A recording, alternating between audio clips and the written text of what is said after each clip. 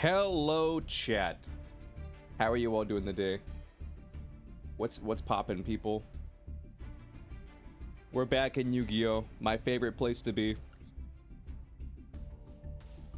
We're back in Yu-Gi-Oh! My favorite place to be. Let's see. 1, 2, 3, 4, 5, 6, 7. How am I? I'm doing good. I got some mixed emotions right now. I mean, on one hand, like I played. Oh yeah, the thing reset.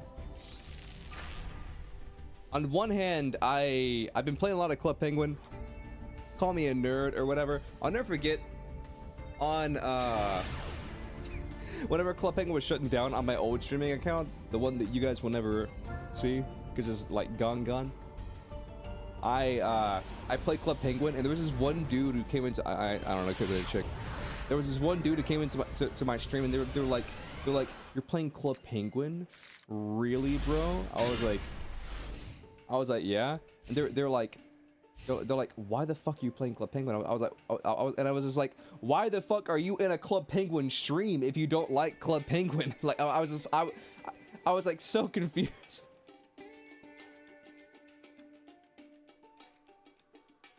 How'd that go? My brother thought it was neat for a little bit, but like he doesn't have the nostalgia like I do, so he very quickly got over it. I also played Fortnite last night with my 2 brothers and then my brother's girlfriend. And it was awful. I have already deleted Fortnite, and I plan to never do it again.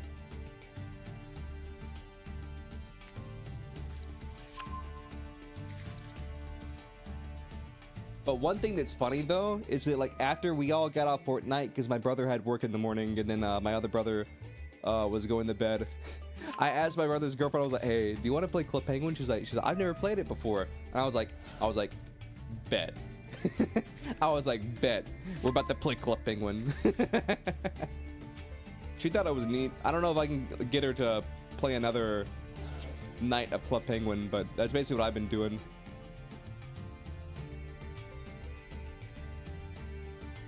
The nostalgia's still hitting right now, and I think I might go for like through a stamp collecting arc, because like, listen, when you were a kid, like I mean I was probably a tween whenever stamps came out.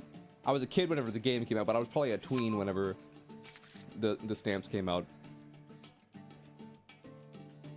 Like when you're a kid, like those stamps are very difficult to get, but me being the gamer that I am, the grown-ass man gamer that I am, like, come the fuck on. Like I can get these. I can get these stamps.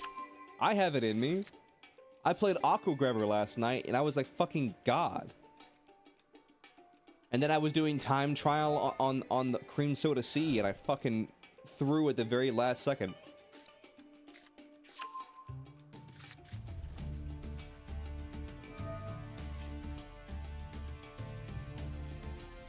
Well, I have multiple brothers. One of them is a kid. Don't ask me how old he is. He's just like kid age. Somewhere in between the age of like 10, 15, somewhere in that ballpark. Don't ask me how old he is. I don't know. And the other one's in his 20s, early 20s.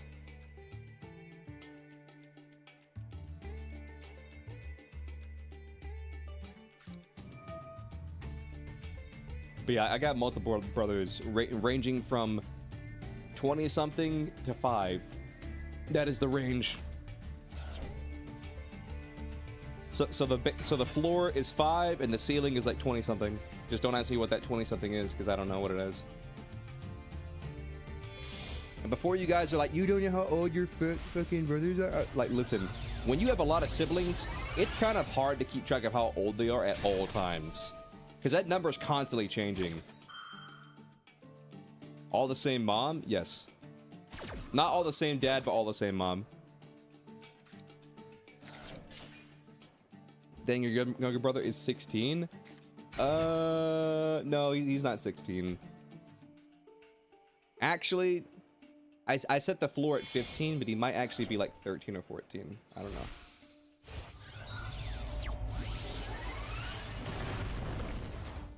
We'll just say 13 or 14. I don't know.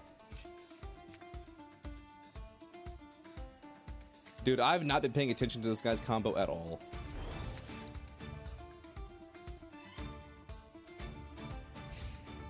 Also, my opponent is cooking. Chat, what the hell does his board do? Oh, this would have been useful last turn.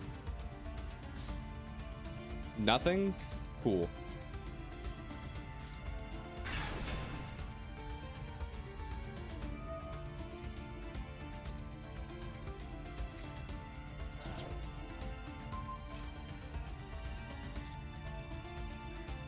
So he's like negating my effects. That's fine.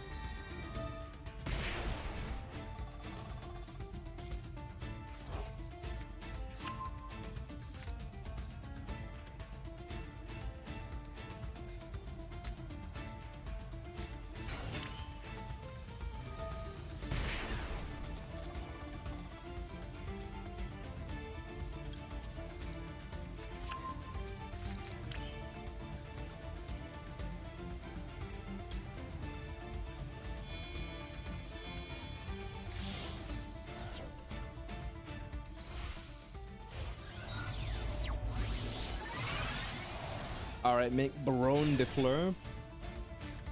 Next we'll do this. Okay, I'm just gonna throw away... I'll throw away Maxi. I don't need it.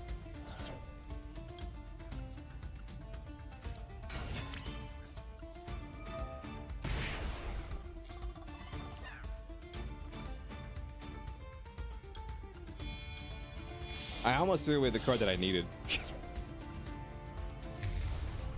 But Club Penguin's been really fun. And like me and my other brother that I never talk about, that's not like a bad thing. He just doesn't come out that much. Me and my other brother, we have a special gift. Our gift is anytime we talk about something, it becomes like popular again or it gets talked about more. And currently that thing is Club Penguin. How come we're playing MD?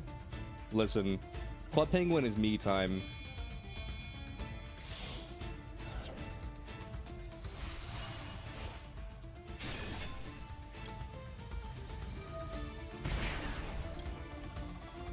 Club Penguin is for me, okay?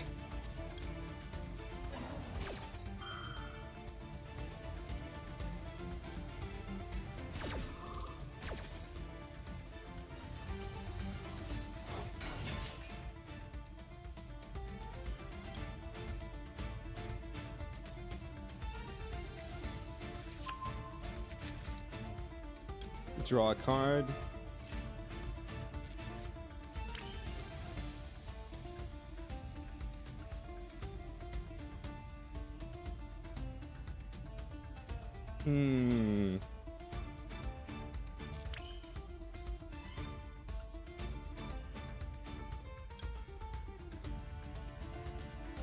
So like, say I did this.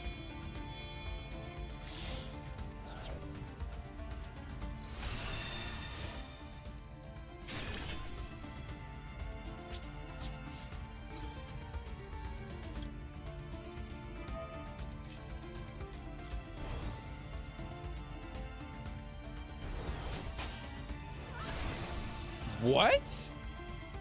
What the fuck just happened?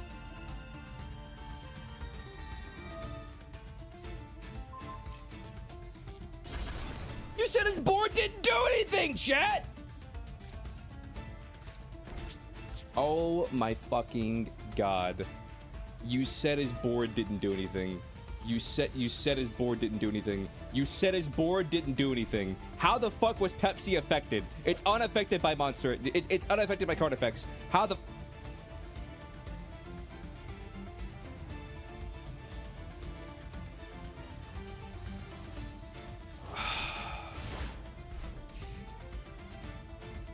Oh my god. If I lose this duel, I'm gonna be fucking pissed.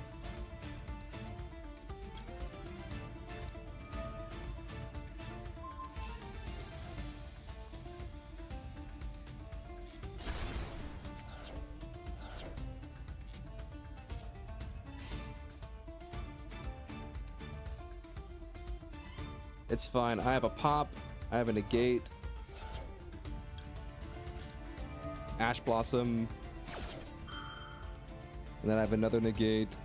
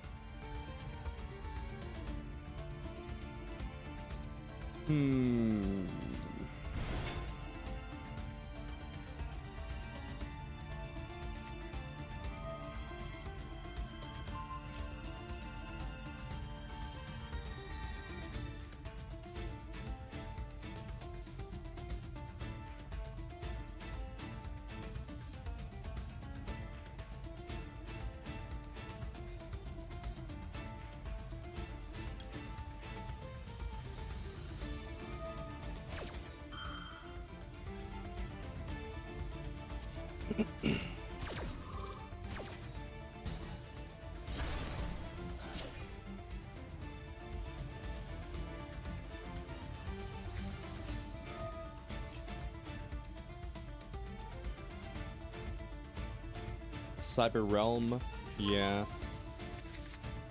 I think I lose this duel. You guys said that his board didn't do anything.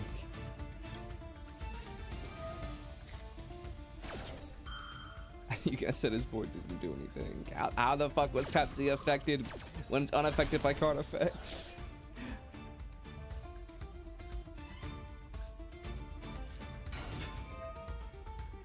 Unaffected. Never mind. Unaffected. I thought it was unaffected by card effects. It's unaffected by activated effects. Wait, is that an errata? I could have swore it was unaffected by card effects.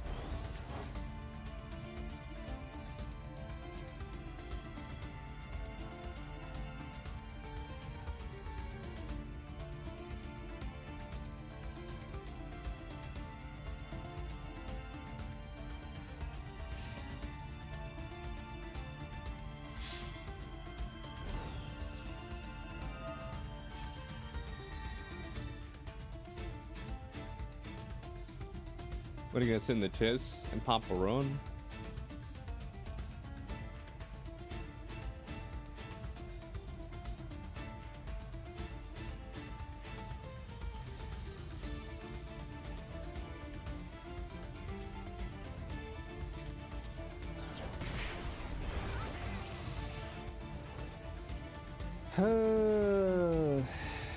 Main phase 2. Okay, so send Baron back, and I guess I'll go into my cash line, I guess.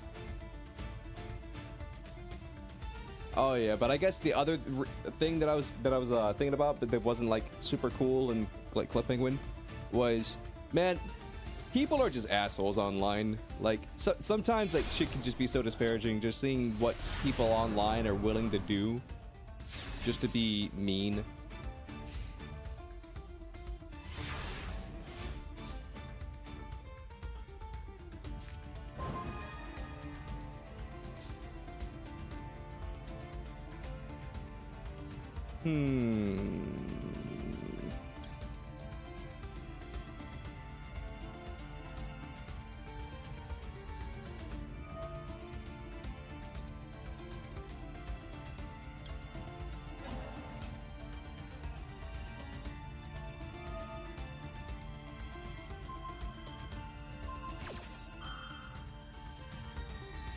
Okay, get wrecked.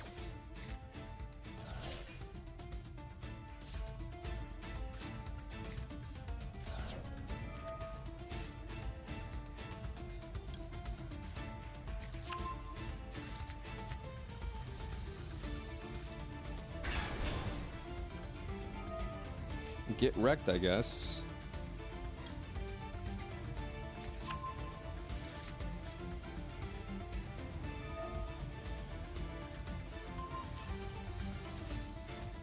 So 26 or 27, 27. Don't think about it. Just do this.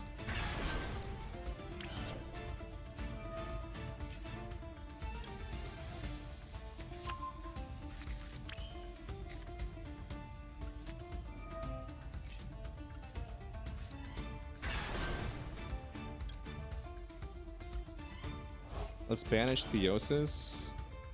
So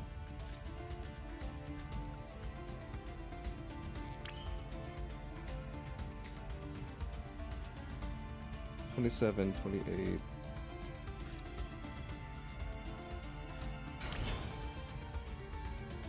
This is 4,600 plus 2,900. What is 4,600 plus... fuck it.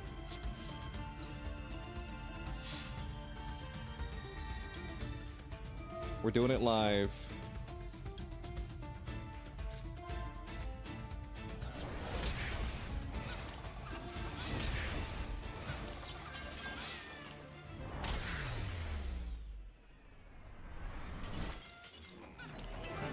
We're doing it live. Oh my god. Yeah, he was a fool. My man's was a fool if there ever was one.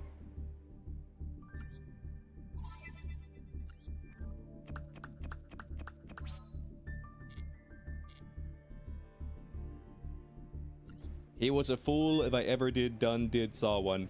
Oh no, but like... But nah, people online are just fucking assholes. Like, I don't know if you guys have heard about this, but kind of a bummer story. There's this guy who had a pet squirrel named Peanut. He had that squirrel for 7 years, okay? And then some random bitch from Texas, and I will call her a bitch because she is an awful person.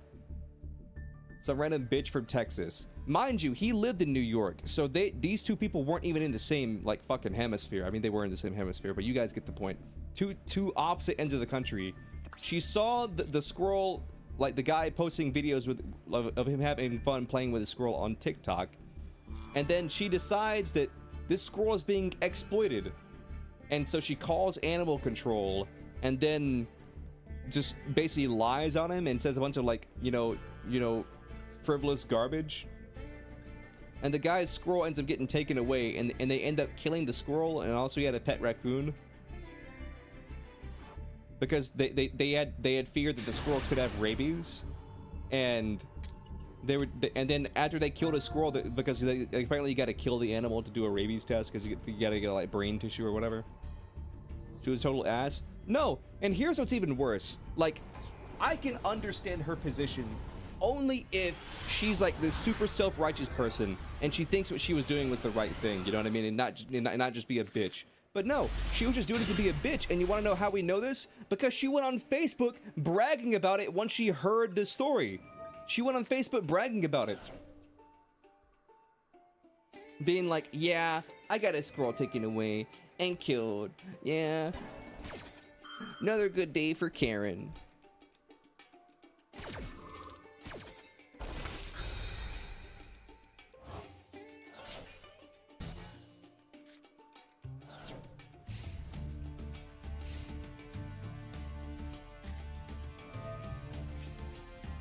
Fusion Destiny. Okay. We're gonna be here for a minute, chat. We're gonna be here for a long time.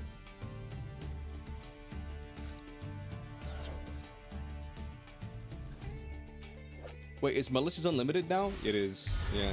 That came through. DPE? Cool. Well, I've called by the grave, so I don't care about your DPE.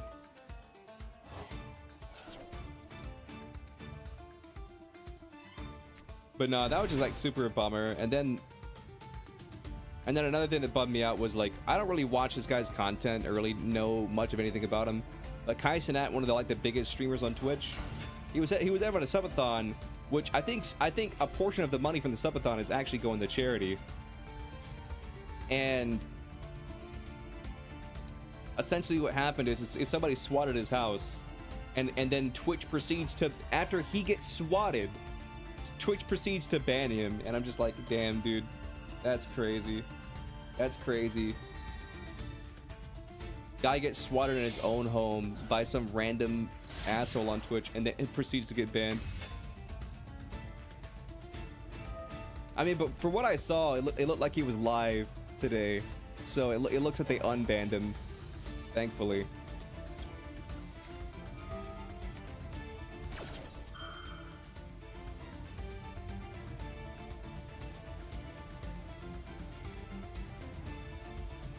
Also, apparently the president of Twitch, like Dan Clancy or whatever his name is, apparently he was using his work. This isn't a sad story. This is kind of a funny story. Apparently Dan Clancy allegedly was using his work email to log into porn websites and like subscribe to a bunch of girls OnlyFans and stuff, which I just think is hilarious. And so now people are mad about that.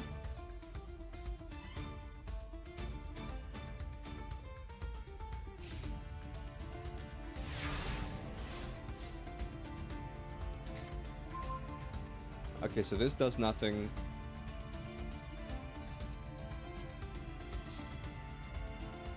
So my only play is this.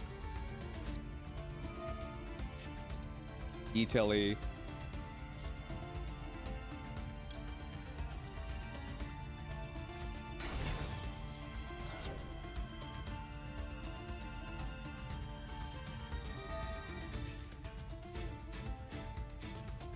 Destroy DPE. Destroy DPE. Destroy DPE.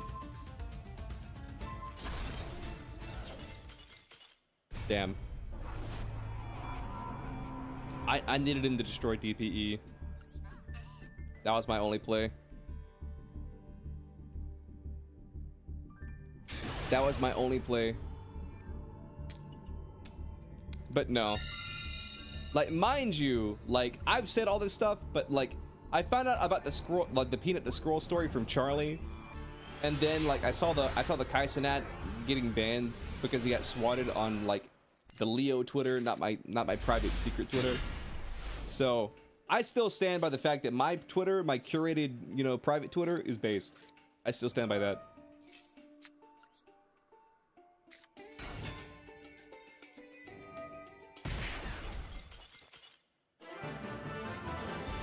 Speaking of based, I kind of just schmoothed on this guy. I threw down one piece of cardboard and he just folded. Use a trap card. Fusion, Pendulum, or Link Summon. No. One cool thing about doing dailies with this deck is this deck that I'm playing, Punk kind of does it all. Bro Ren from Punk. Yep. Everybody fears Punk. Nobody is safe from Punk. Also, chat, starting tomorrow, we're gonna do a birthday subathon, donathon. So look forward to that. I'm gonna set out like a bunch of like goals or whatever, ranging from like 1 to 100, or like whatever the equivalent of like 100 subs would be in bits, and look forward to that.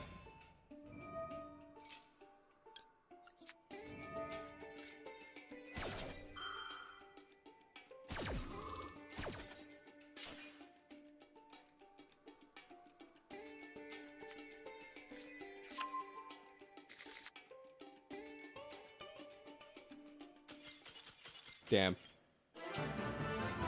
Poor Menandian player. Poor Menandian player. Alright, what were these two people playing? I have to know. Match history. What were you playing? Ah, you see, I would have scooped too. I'm too powerful.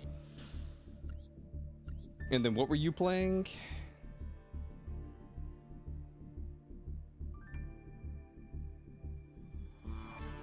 Dude, what are the numbers in this deck? Like 3 Visa Samsara? Like what? Torrid?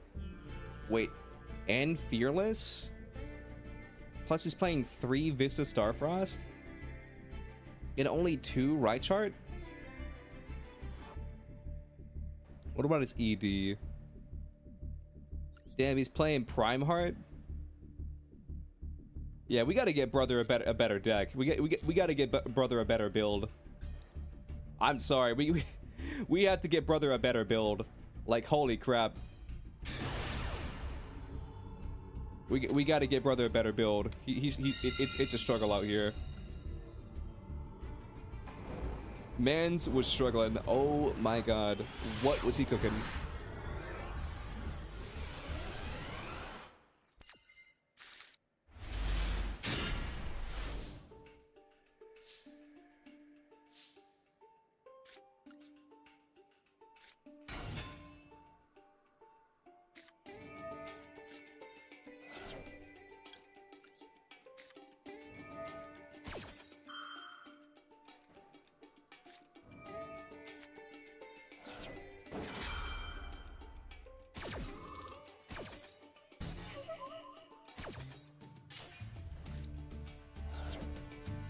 Damn.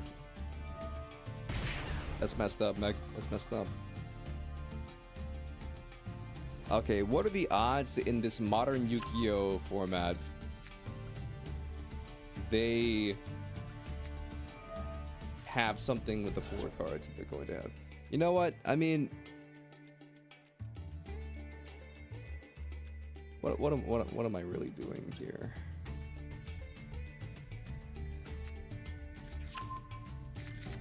Very high? Yeah.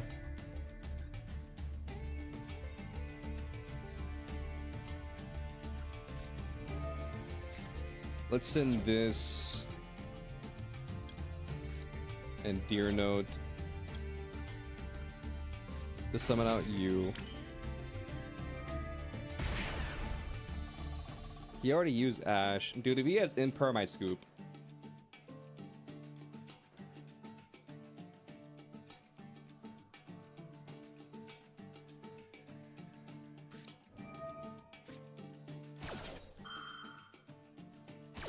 This is fine.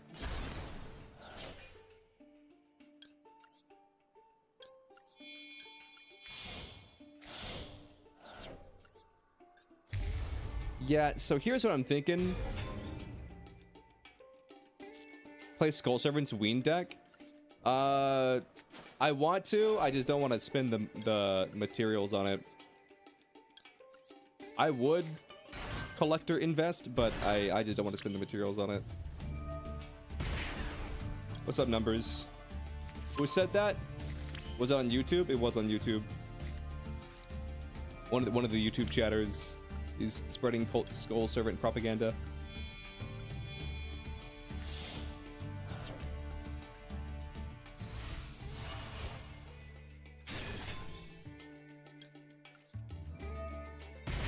You actually beat a Kashtira deck? Congratulations. I'm proud of you.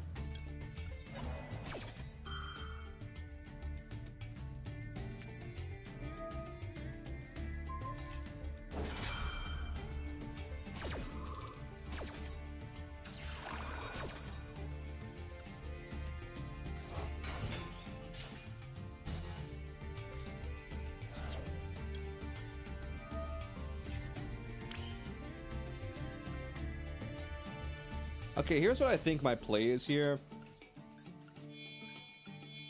I think I make Pepsi and pass.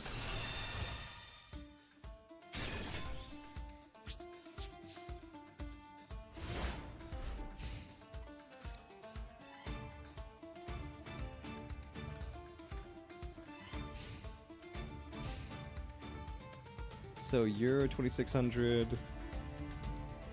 3,000, 3,000.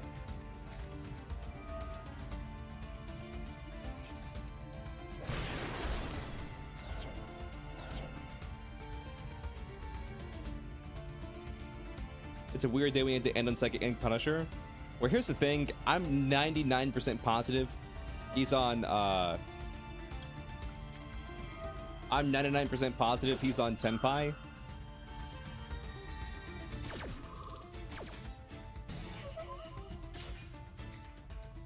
And this is like my best end board.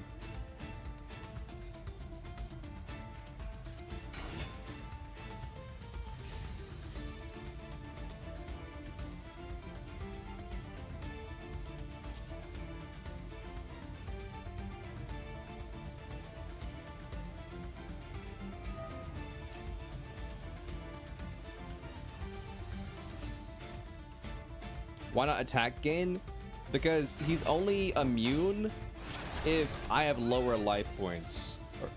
And so I'm trying to keep our life points as close as possible. Because basically, if I had done the attack point gain, then I would immediately be like affected by his cards.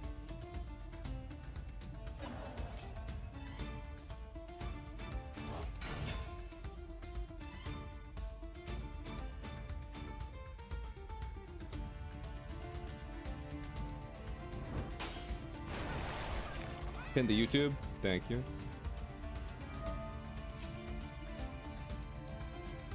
Synchro summon. What do the Tenpais do?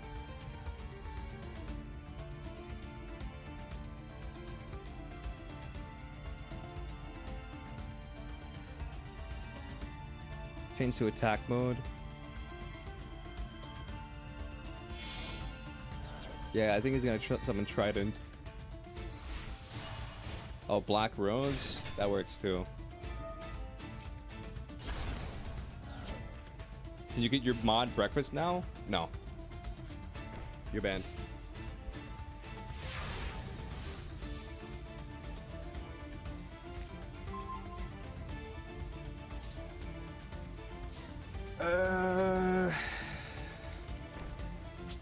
This is all I can do. The mods are not fed yet again. True. 60 card self-mill strategy. Both Ween and Skull Servant as your win condition. Also have Dark Dealing. Oh no, I'm sure it cooks.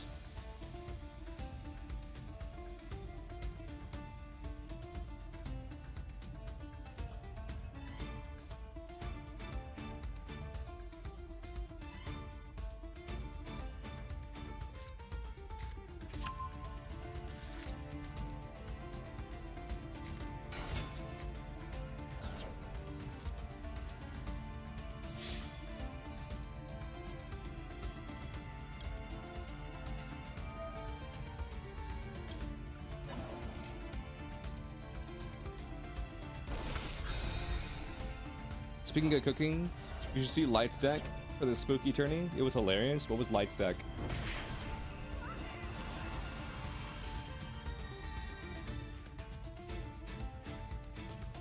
What was Light cooking?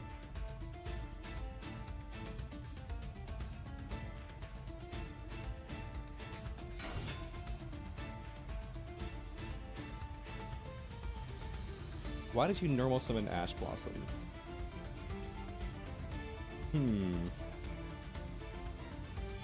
About 42 zombies? Jesus Christ. Kita?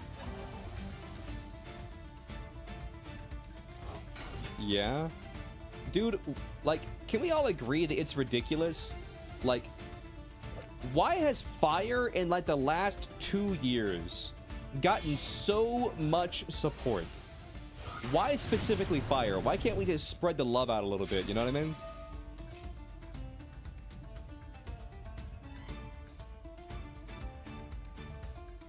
You sent it into Discord? Okay.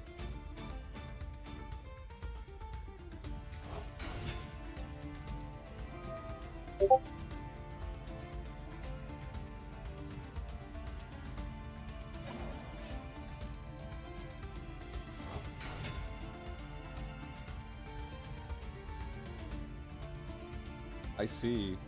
This is pretty. Oh my goodness!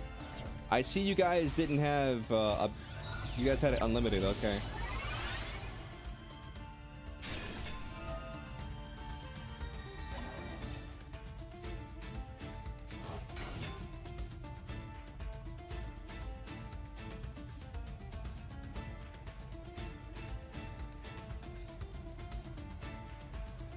I was not paying attention. You unlimited it for Chaos Ruler? They got people like Light existed? Yeah.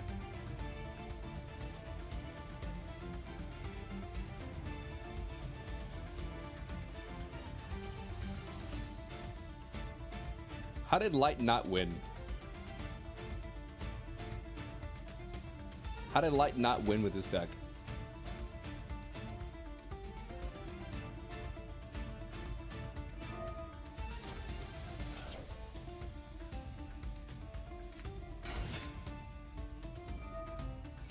You guys ended up tying for second. How did you guys tie for second? How does that work? Do you mean you tied with your differential?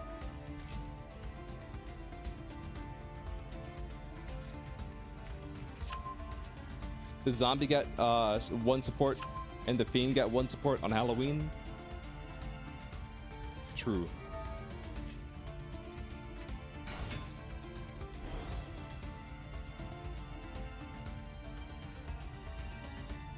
It was best of 1 Swiss, so a guy had more points than us by 0.5.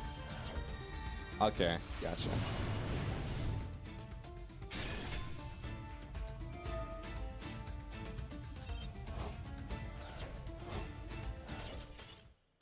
Yeah, I don't win this match because that Rudy Rose is gonna keep banishing my cards, so gotta keep banishing my cards, so there's no point.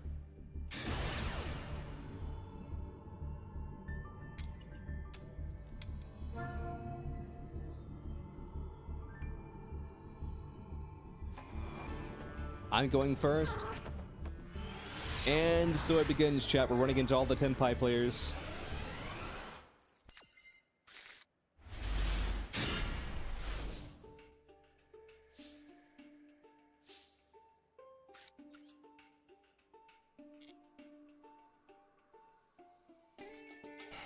Let me think. If I do this, I die to an Ash Blossom. If I do the other one, I die to an Imperm.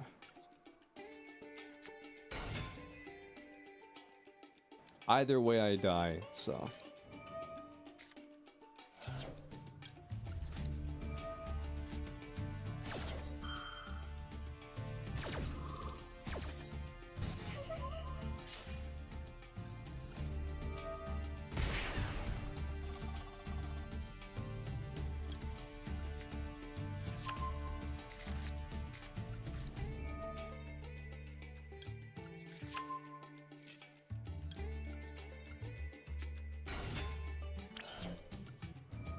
Low-key, there's not really a bad Punk card.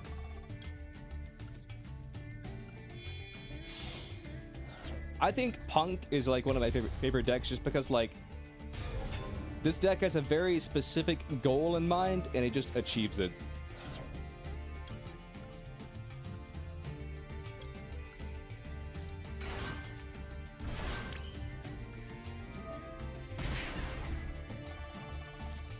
You think they need to make a Link monster Skull Servant cards?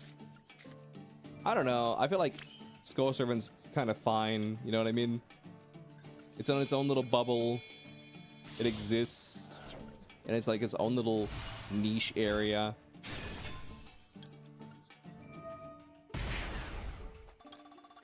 Is Pure Punk stronger or is Gold Punk stronger?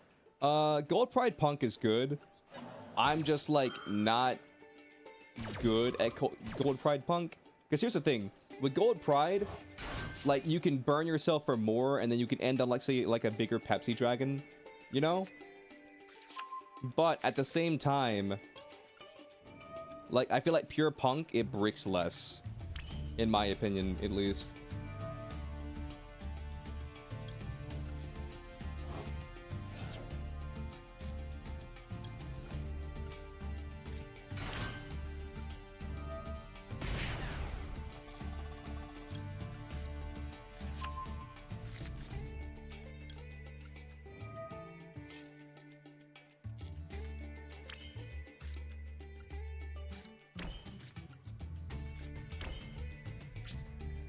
My only mistake was not putting this in defense mode.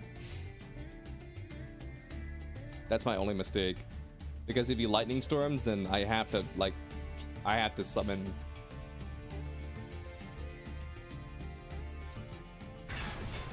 Ah.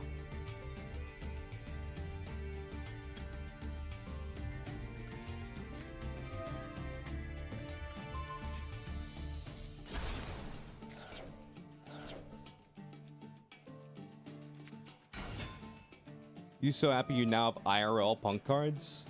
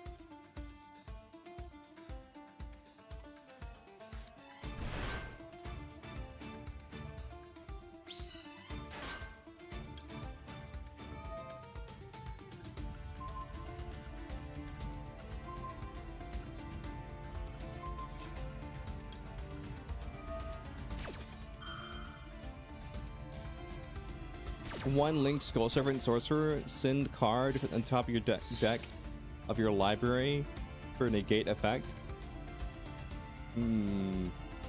Maybe.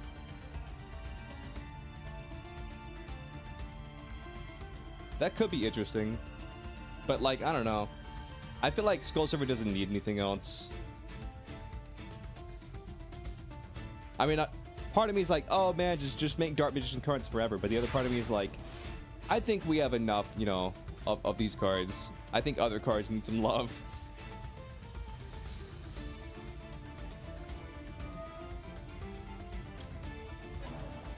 Boba Cat is back? Yeah, Boba's been back.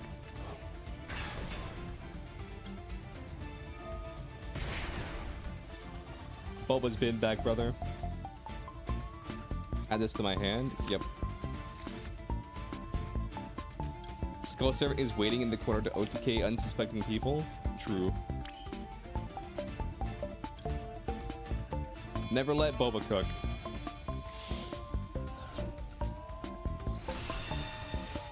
You're waiting on Crusadia support? I see.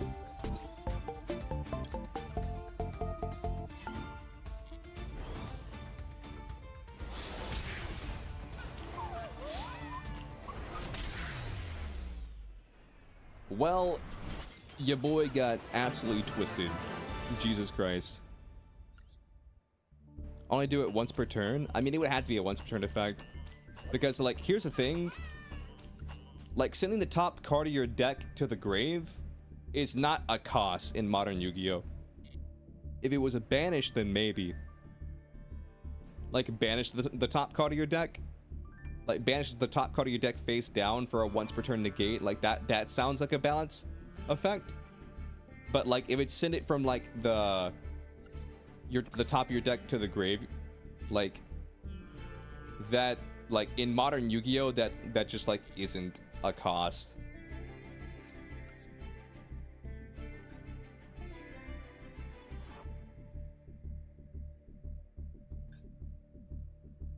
Circular is balanced, Kappa.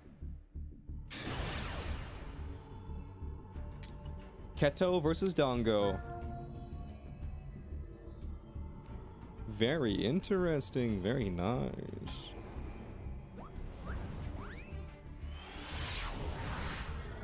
Chat, do any of you guys play Dragon Age? I think that's what the game's called. Do any of you guys play Dragon Age or no?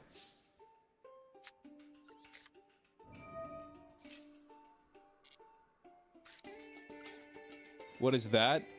It's kind of like Baldur's Gate, but like not Baldur's Gate.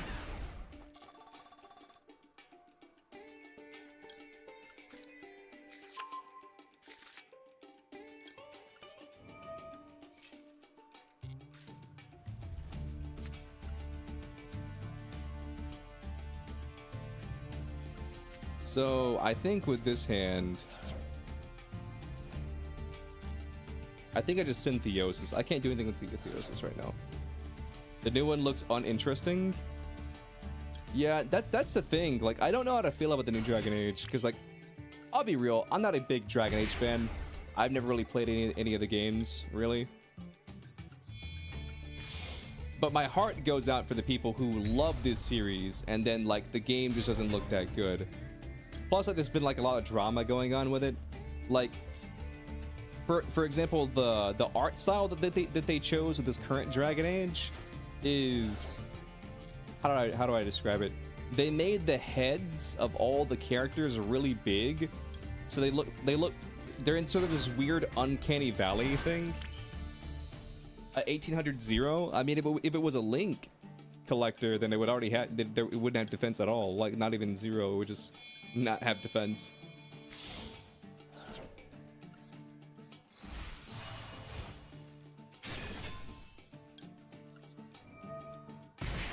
Or just play Baldur's Gate 3. Set the card they target. I'll target you.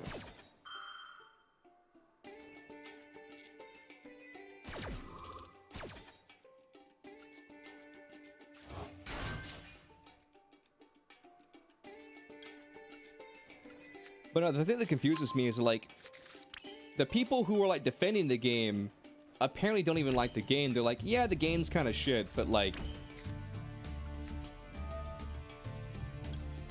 who cares as long as like we're like propping the game up, you know?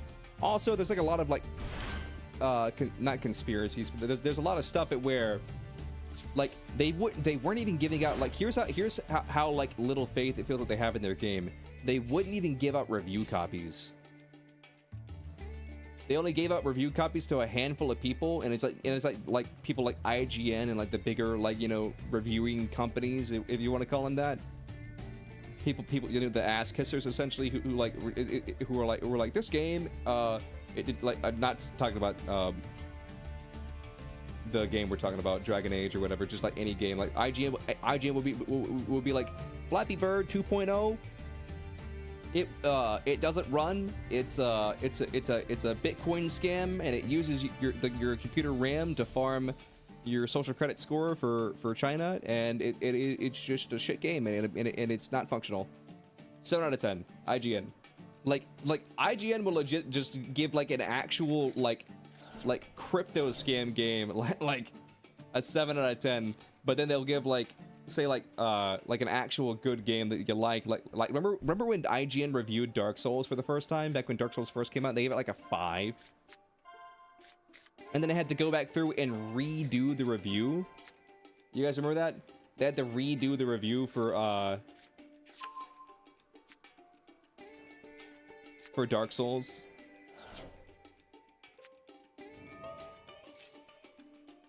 I forget what exactly they rated it, but they gave it some whack ass number.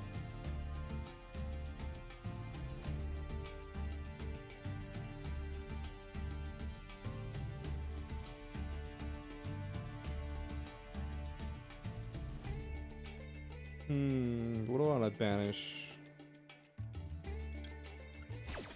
I'll banish a Max C.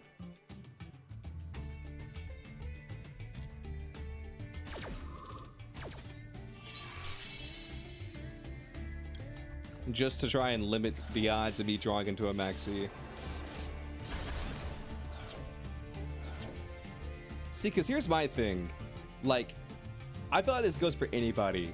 If it starts with this is sponsored by, you know, like, you know, Coke, and you're reviewing like, you know, the Oreo Coke or whatever, automatically like I'm not saying that I think the person's gonna be dishonest, but they're not gonna punch as hard as they would had it not been sponsored, you know what I mean?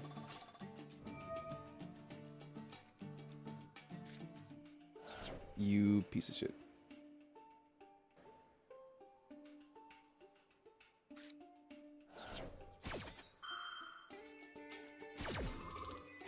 So it's like even if the review is still like it was a like it goes from like this is dog shit to like it was okay, you know?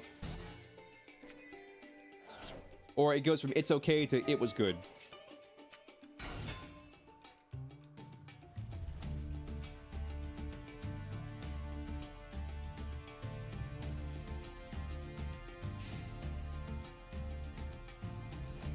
Or like there's like the infamous one from way back in the day. What was it called? There was an infamous one from way back in the day for like Ruby and Sapphire, and where they gave it like a 7 out of 10. They're like, Pokemon Ruby and Sapphire, 7 out of 10, too much water. Like that's like the genuinely what they said. 7 out of 10, too much water.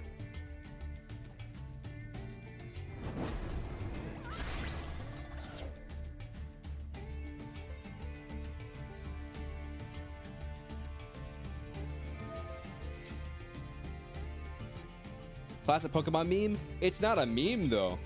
It's true. It's not a meme though. It's true. That actually happened.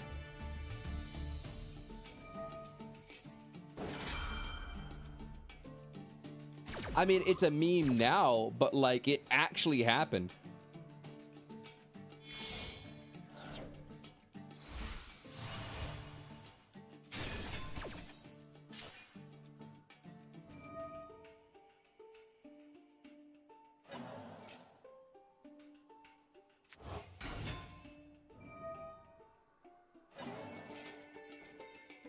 You know, it is just that funny.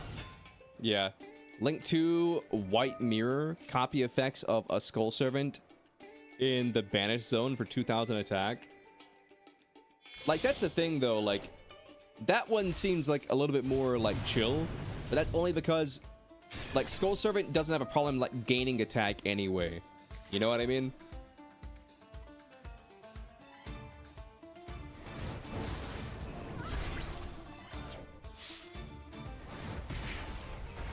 Why did my effect not go off?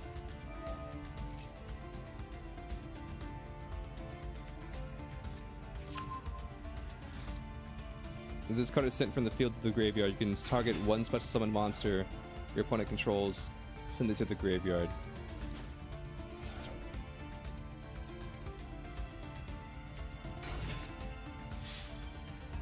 IGN reviews are honestly on a scale of didn't get paid to absolutely rolling in the dough. It's the Tenpai. I can't do something in the battle phase? Okay. Gotcha, gotcha.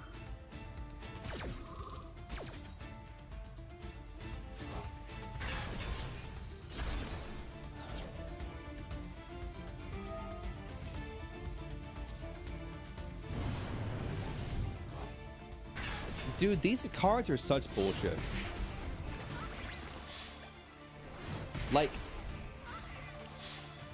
Like, what the fuck is this deck? Like, can we all agree that Tenpai is bullshit?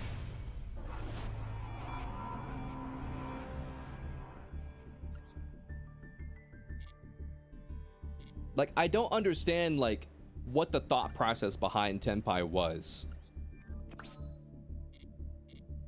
I'm gonna do a solo real quick to get gems.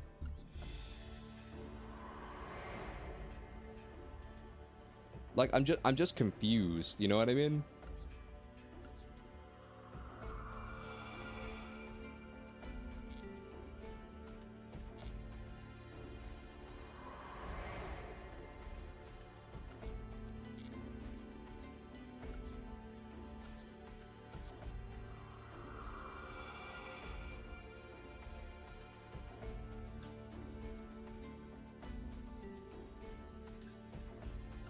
As a blind going second enjoyer, you're happy it made going first devotees adjust. Well, it's not like being a going first devotee.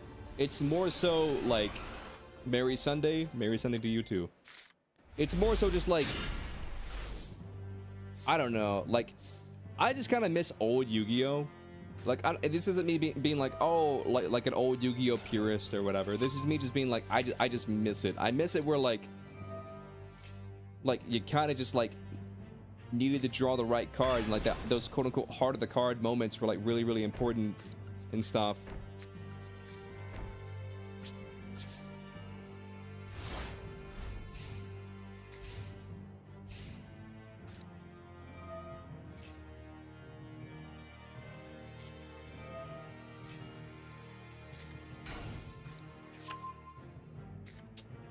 I don't know.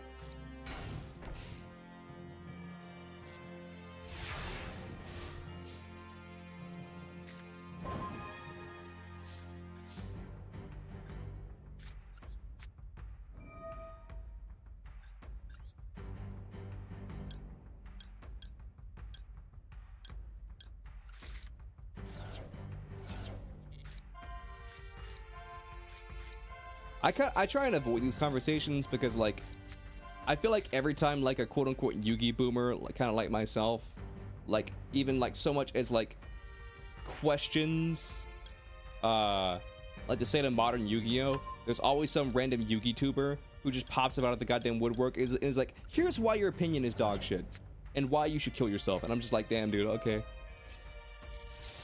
And so it's like, so instead of just like making the game better for everybody, so instead of like making the game better for everybody, it turns into a situation where it's like where like they just all I don't know. Like I've had this conversation before on stream, but like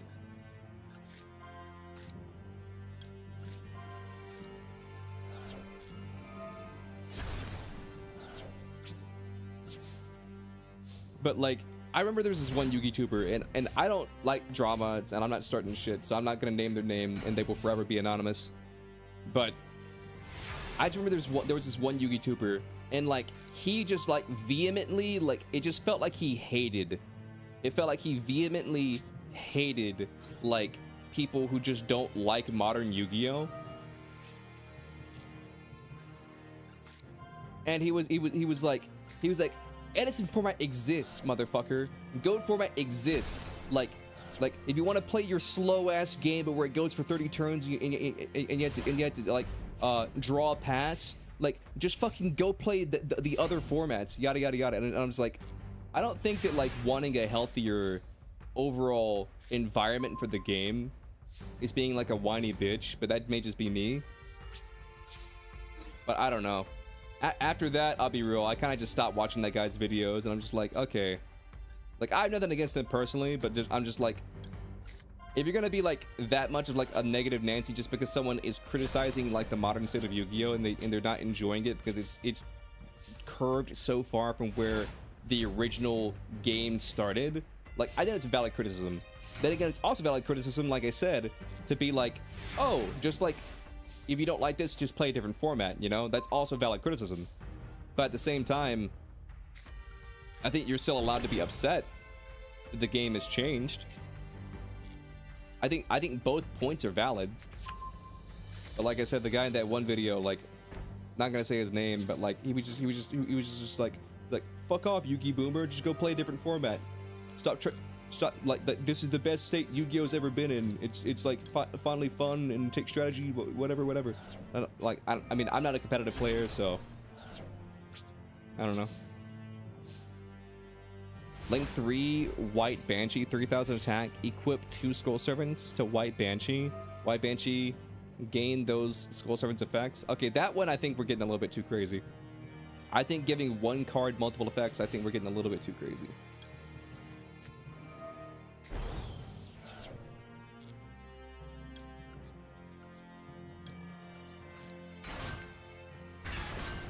I think the Link 3 may be a little bit too crazy. It's time when building your deck around getting multiple draws due to a lot of turns was the thing. Yeah.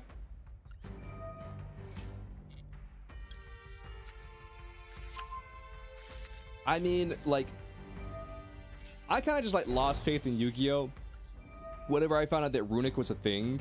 Because here's the thing, mill decks have always been a thing in Yu-Gi-Oh! There have always been ways to like hodgepodge like a Frankenstein deck of like several different archetypes and cards and effects to try and like get a, what's what I'm looking for? To try and get what your desired thing is, like mill your opponent's deck. But I think the second they made mill an archetype with Runic, and Runic is like really freaking good because all you got to do is play Runic cards and then play a bunch of floodgates, like, you know, there can only be one, or spell jar or spell frequency, whatever that one card's called.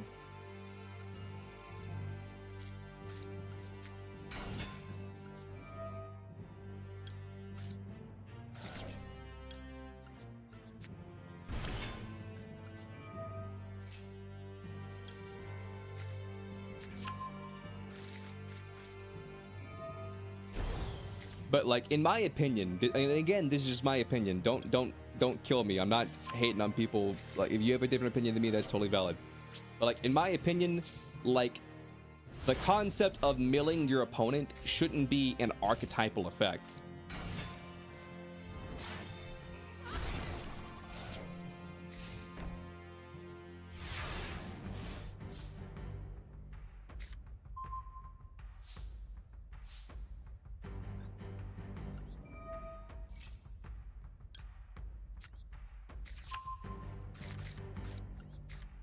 I personally just feel that shouldn't be a thing.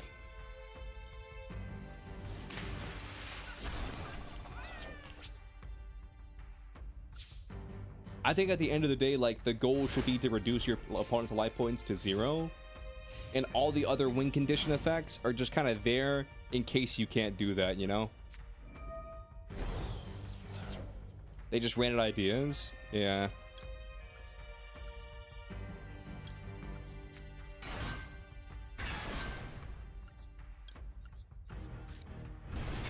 And then now we have like Tenpai, which is just like OTK, the archetype. Like, it just feels like there's a bunch of unhealthy game mechanics. Like Yubel, for example, like, I mean, I think in the current state of Yubel, it's not that bad. Then again, maybe I'm just bad at playing the new, more limited version of Yubel. But like, I think the concept of like, oh, I get to like you set up an entire board and I get to just like negate all of that by attacking into your monsters and killing you with your own attack points or whatever. I don't know. Like, it's funny if it's on like a gimmick card, like one gimmick card has that effect, you know, like say the old Yubels. But when you make it, when you lean too heavily into it one way, and that's just like all the game becomes of like, okay, I'm not allowed to do anything, okay, because then you'll just punch into me and I'll lose. But if I do nothing, you'll use your other outside of archetype engine and then to make monsters, and then I'll lose.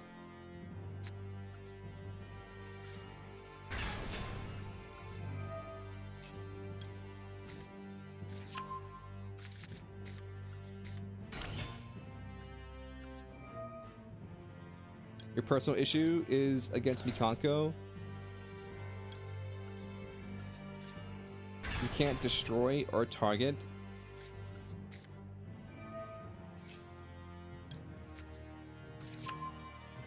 And can't even attack them. Yeah. But with Mikanko, like if you can destroy their back row, the annoying thing about Mikanko is that you need back row removal. That's the most annoying thing about Mikanko.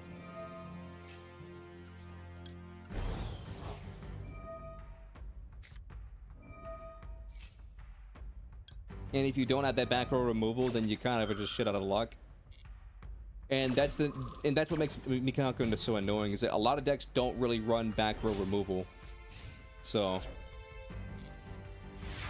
what's up, Momiji?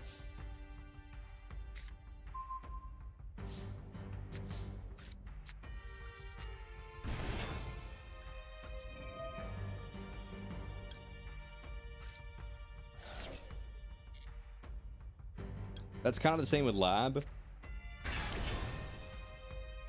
Here's my thing. You can call me a Lab apologist.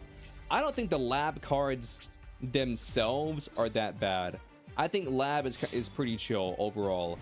But, and this is a big but, it's the trap cards around Lab that make them broken.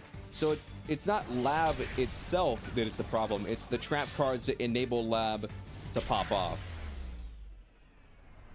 You know, like back in the day, whenever there'd be like a crazy OTK, it's like, so like Kalki Fibrex, for example, it's like it wasn't that like, you know, all of these cards were broken, you know, like all the cards that were in this crazy Rongo Bongo OTK deck.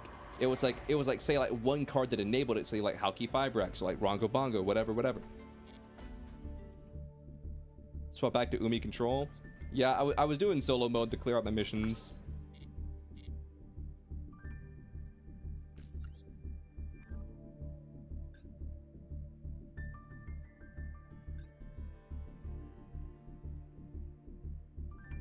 That was the same with Paleo Trap Tricks. Yeah. But like at the same time, that's kind of what Yu-Gi-Oh! In my opinion is about.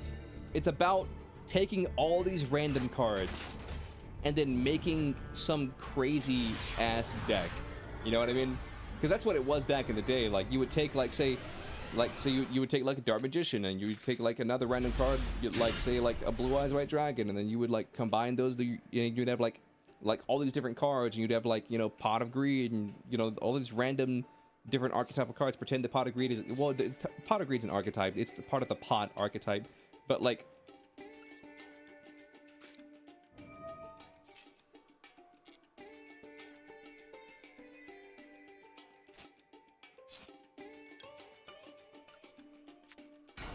can't link summon White Banshee unless you have 15 Skull Servants in the graveyard. I mean, let's be real. If you have 15 Skull Servants in the graveyard, you probably already won at that point. I still think it's dangerous to make card effects that were like, you gain this card's effect. You know what I mean? because then you run into situations where it's like, then again, like I don't think the Skull Servant's effects are that crazy. Could be wrong. But I just think any card effect that's like you gain these two monsters' effects is dangerous. Like say like Predaplant Fusion Dragon or whichever one has the effect. Like I think we can all agree it's a little dangerous to have like the effect of, you know, this you can, you know, this card becomes this monster's effect or whatever.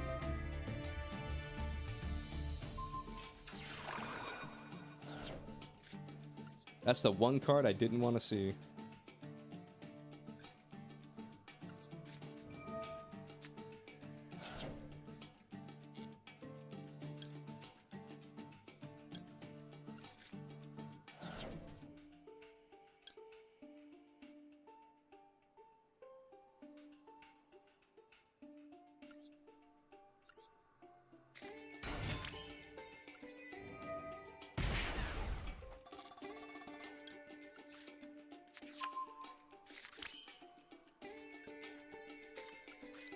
You gave Spawn of Biscuit some chicken cookies.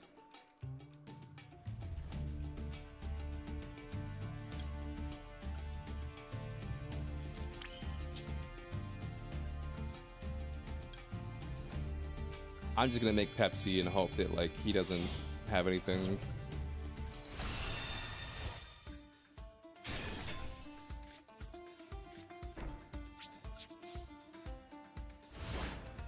You won because someone didn't read a paleo? I think it was a 5-stream streak.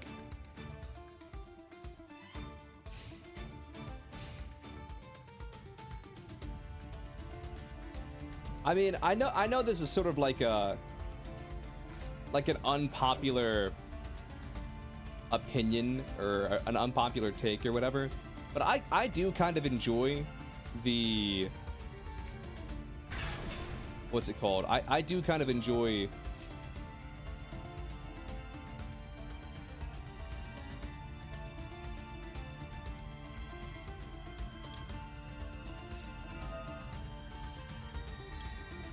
what is it called?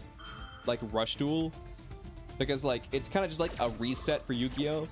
I feel like that's what Yu-Gi-Oh's needed for a while. Because there's not many rules to Yu-Gi-Oh!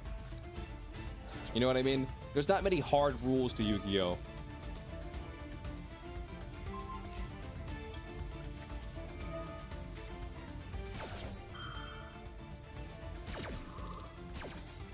Like, besides the fact of like, okay, like 5,000 is the hard print cap for a monster. Like, obviously they can get bigger than 5,000 with like effects and stuff like that. But as far as like the printed number cap, like for like the longest time, 5,000 is like the cap, and then like 3,000 is just like the body. You know what I mean? That's like a good body for a boss monster. It doesn't really like, we haven't seen much power creep as far as like it goes, where it's like, you know, 5,000, that's the cap. You know, that's as high as a monster can go. I think there's one that might be 5,500, but like that's like, it's like one of one.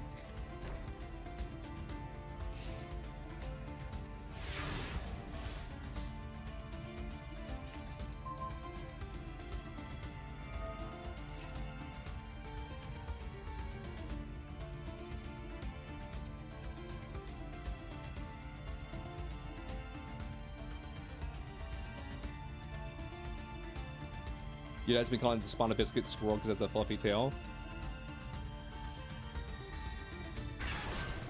Okay. Typhon? Yeah, I don't know why he made this. I'll be real.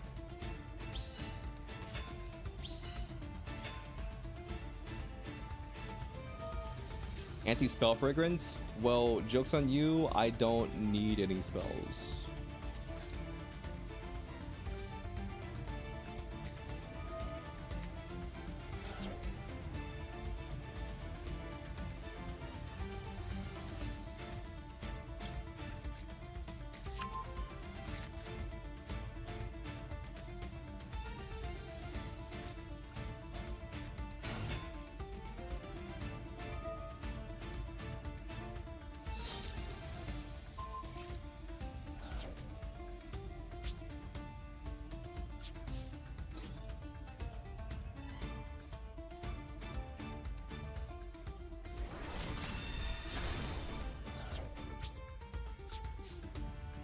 Why could I not activate your effect?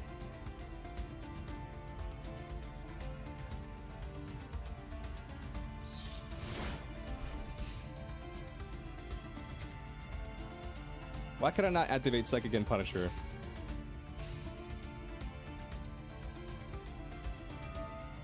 Typhon? Oh shit, you're right.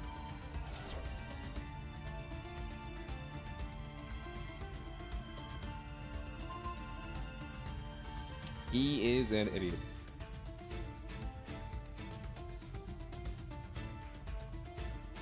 They broke the mold when they made this guy.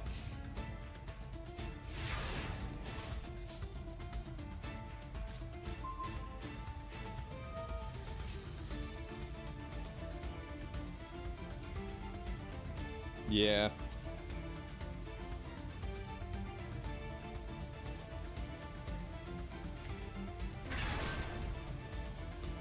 No, he's unaffected by activated effects, not innate effects.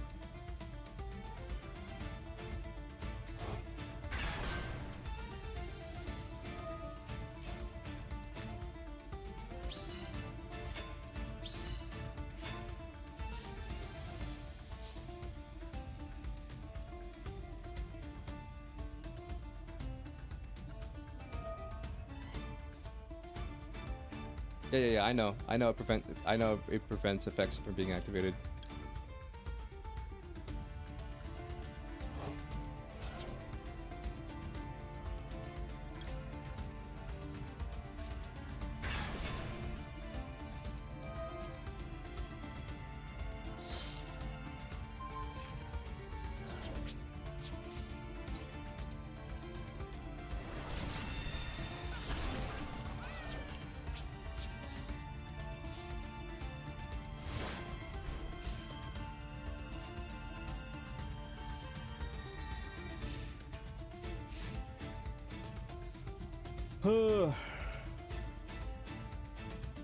Honestly, if he starts punching me, he can kind of pop off.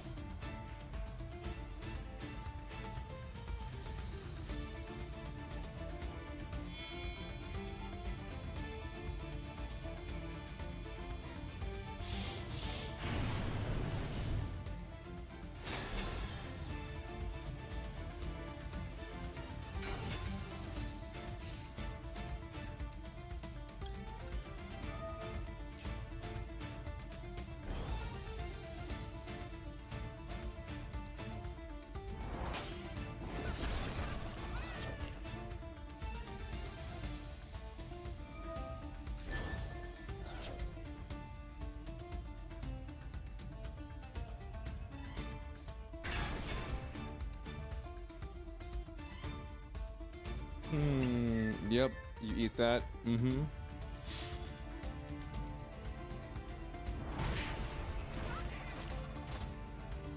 Yeah, I guess what I should have done is I should have punched Typhon the first turn, because then I would have been able to make Pepsi bigger and then banish cards and yada yada yada.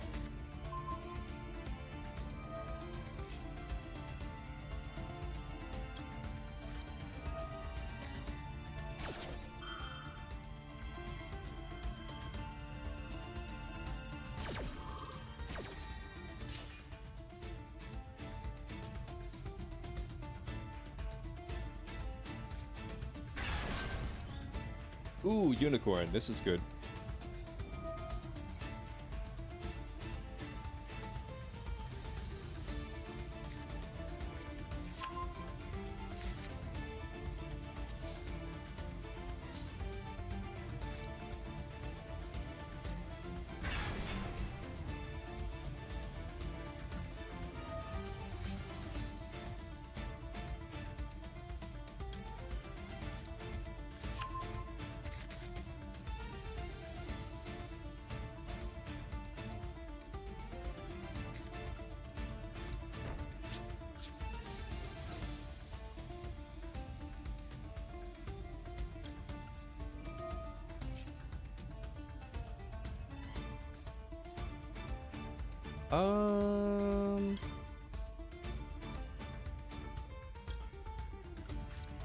Let's get rid of that. Let's get rid of your bridge.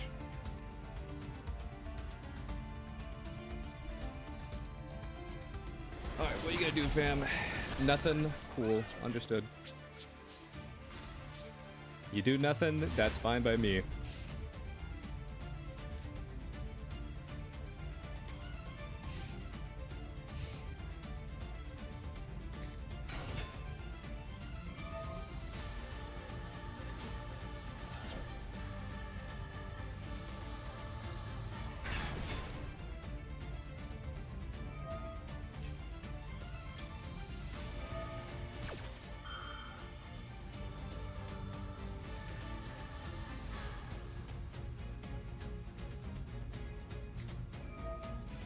Ogre pop? Okay. Later, homie. You're super cool. You're super cool. Playing your floodgates. You're super cool. By the way, Pokemon TCG changed apps again? What do you mean? Are you talking about Pokemon TCG Pocket or whatever? What do you mean they changed apps again? What does that mean? One weird thing about YouTube chat is that, like, if you guys retract a comment on YouTube chat, it won't even let me see it, and I'm like the owner of the channel. It was a different one. I have no idea what you're talking about, Momiji, so I'm just gonna ignore what you're saying.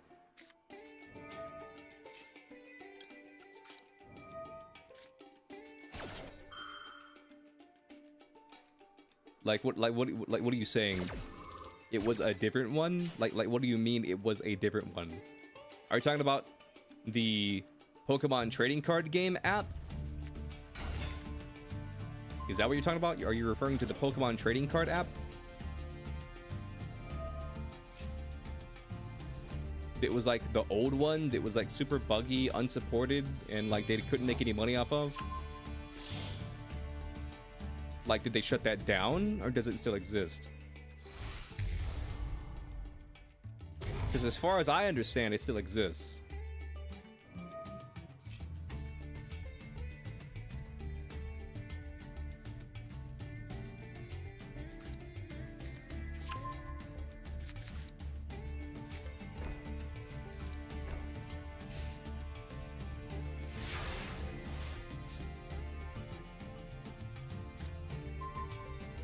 It was live, then something else?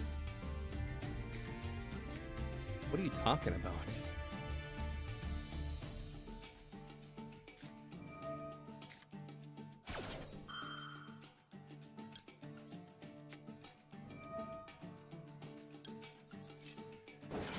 So they changed the name, is what you mean?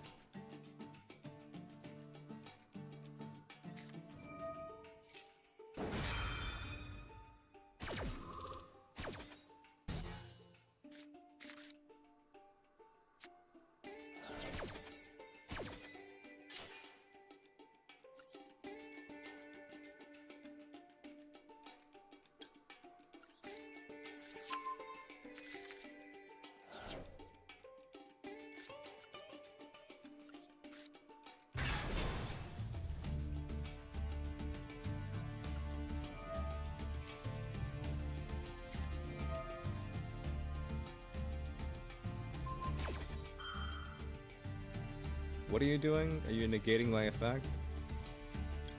First of all, what I want to do is I want to banish your snow. Their old progress can carry over since it's a completely different app. I mean, yeah, I understand that.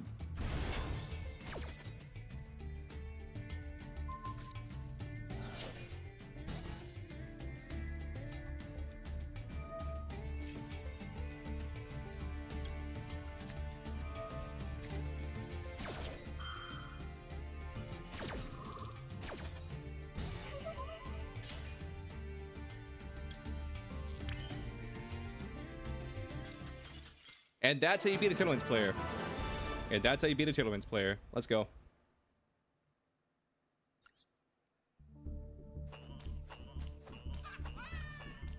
Get absolutely shreked.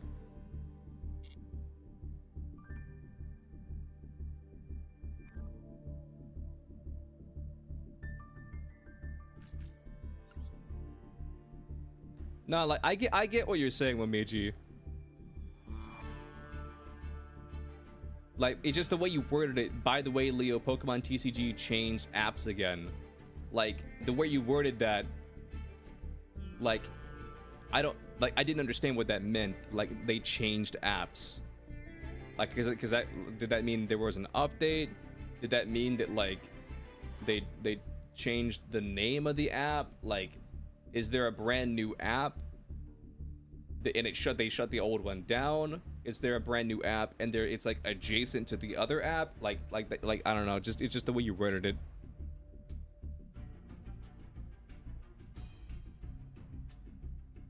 Like for example, it's like, Leo, did you hear that they made a new Pokemon TCG app and everyone's switching over to the new one and abandoning the old one? Or like, Leo, did you hear that with the new Pokemon TCG app they made or did you hear they made a new Pokemon TCG app and none of your progress from the old game transfers over to the new game?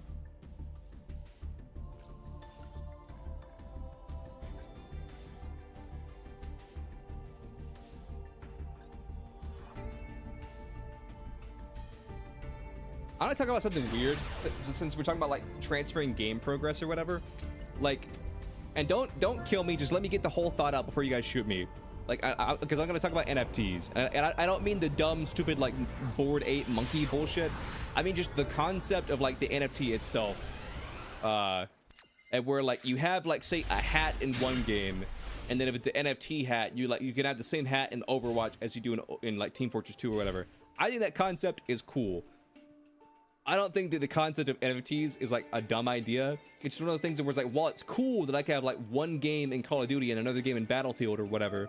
Like, it's just literally impossible to do that because that's not how games work. So while I think about the best thing I can say is this, it would be super cool if it was like, what was that game called? Ready Player One? Yeah, not game, but like, it would be cool if everything was like Ready Player One. You know what I'm saying?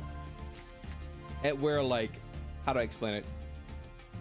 Everything's like Ready Player One, and you have, you know, this giant oasis that you play in, and like all the games are inside of that one giant, huge, bigger game, which is basically just like the Internet 2. And so you could play like Crash Bandicoot, and then like hop on over and play, you know, Mario Kart or whatever. That's cool. That concept is cool. But again, like, logistically speaking, that's not how the real world works. You know what I mean? Because like some games are in, you know, Unreal Engine. Some games are in like, you know, like Python or C++ or whatever their coding language is. So I just think it's kind of funny that like while like I agree with the concept of it, you know what I mean, the NFT concept, and where like you have an apple in one game and then you could bring the apple over to another game. Like, well, I think that's cool. Like, it's just it was never feasible to begin with. That's basically I guess that's what I'm trying to get at. Well, I think it's a cool concept to just be able to like, because like, I mean, it kind of makes sense, right? Like, I guess to dumb it down is like, imagine you have like, it's like, why the fuck does my PS4 controller not work on my PS5 or whatever? The real answer is so you'll buy a PS5 controller. You know, because like, they're basically the same fucking thing. Or I guess a better example would be like, that would be like, okay, like if you bought a PS4 controller for your PS4, and then you had to like link your PS4 controller to that specific PS4. So whenever you went over to your friend's house, you fucking asshole, you absolute fucking asshole. Holy shit, you are a piece of shit. Holy fuck, you are a piece of shit. Oh my god. Oh my Jesus Lord, you are the biggest piece of shit I've ever fucking seen in my life. Holy shit. Anyway.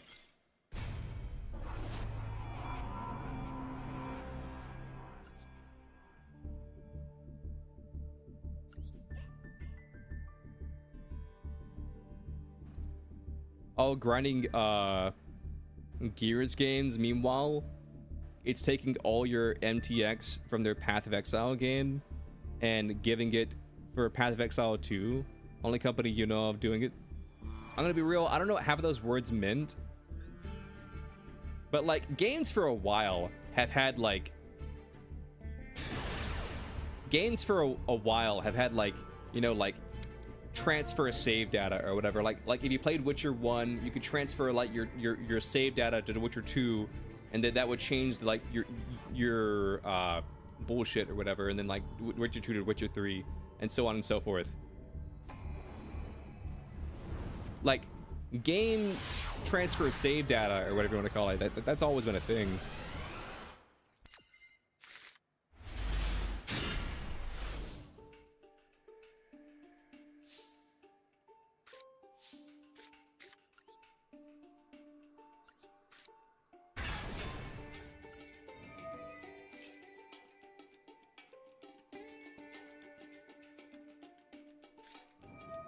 Ash Blossom, that's fine. I already have the card that I need.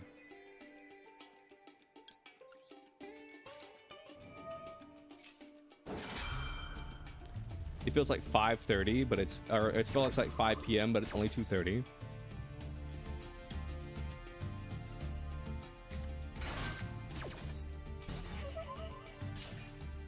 But I guess to bring this back over to like the Club Penguin example, I feel like that's one of the reasons why Club Penguin didn't really like pop off as much as it could have.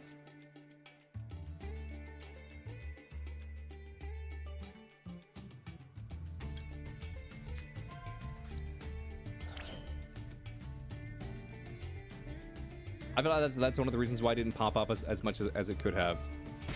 It's because like whenever they went to Club Penguin Island, like none of your fucking save data transferred over.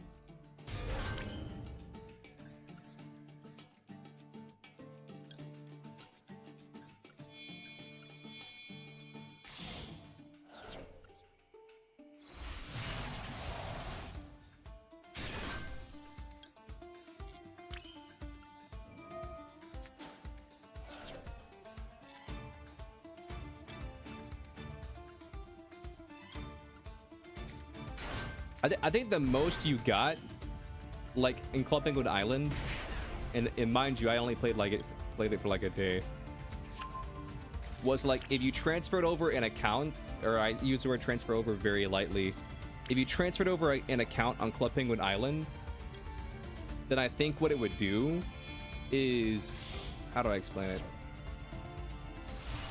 It would give you like a founder's jacket, like a varsity jacket, or like what? A varsity vinyl jacket, I think is what they're called.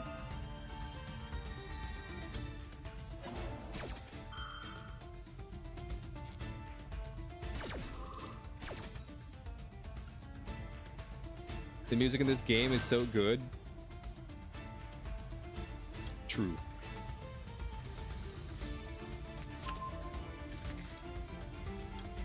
Draw a card. Oh, I drew into the card that I kind of wanted. So let's banish the deer note. Let's summon out you. Activate this.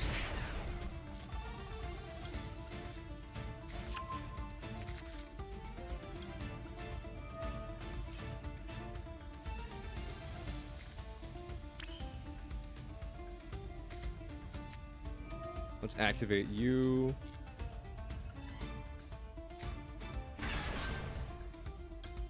And we'll banish you. I don't need the mill.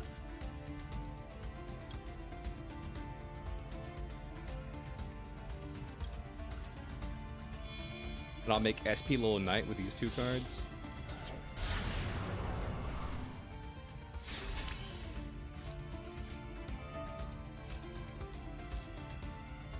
Let's summon out this.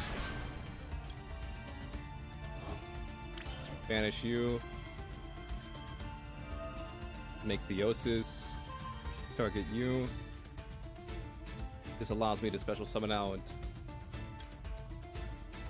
Unicorn. And then I think I want to just set and pass on this board. As much as you hate Duelist Cup, it has some good music.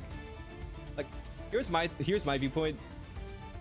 Like, I understand why Duelist Cup is the way it is. You know, people are coming in there to win. You know what I mean? You want to go in, you want to win, you want to pop off, you know, yada yada, whatever, whatever. But at the same time, like, I understand the frustration of, like,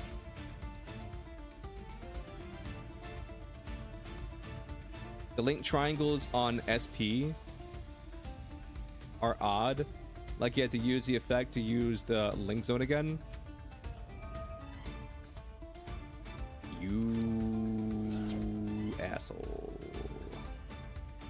What are you polying away?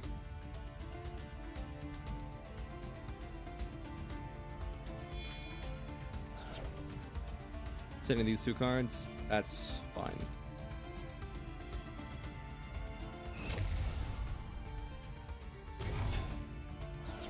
Garura? That's also fine.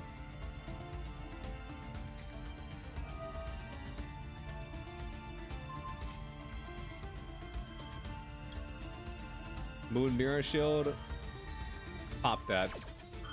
No Moon Mirror Shield for you.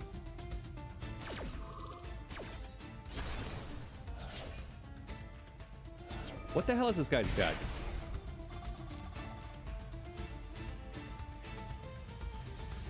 You sent Moon Mirror Shield to the top of your deck?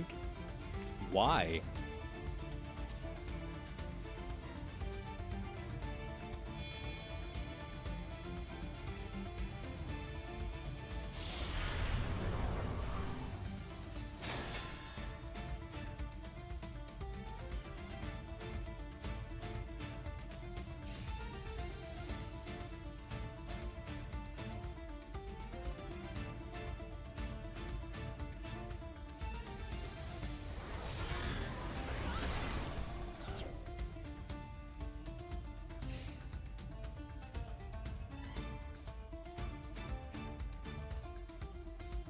Looks like heroes.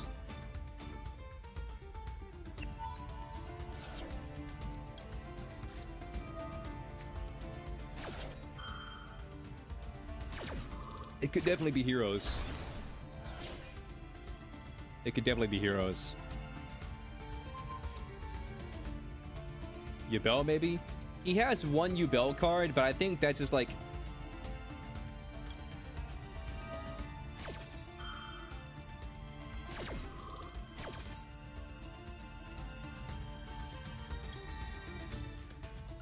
I'm gonna banish this DPE face down just in case.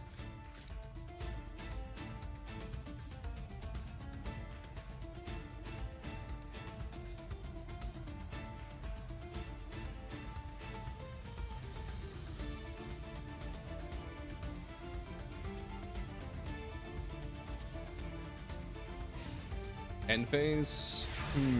What do I want to do here? Ash Blossom's good. I dig Ash Blossom. Change you to attack mode. Draw a card. Birth.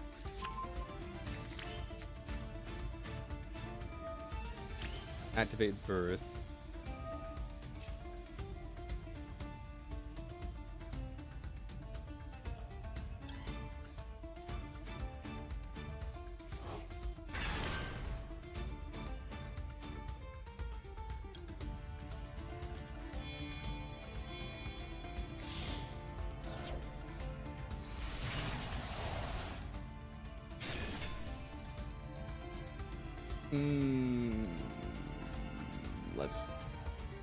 Let's pop your face down.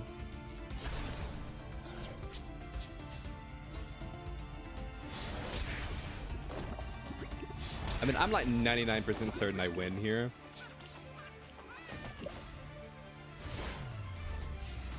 I have an Ash Blossom. I can just special summon back this guy.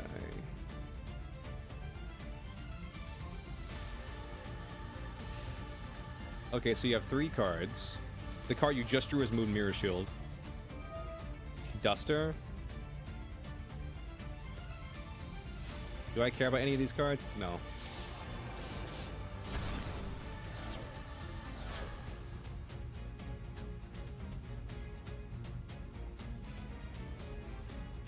I mean, I know the card you just drew into is Moon Mirror Shield.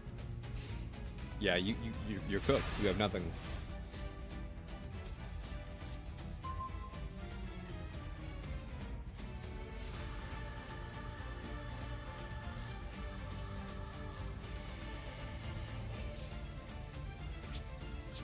You got to use some good Aros Con Leche. Nice.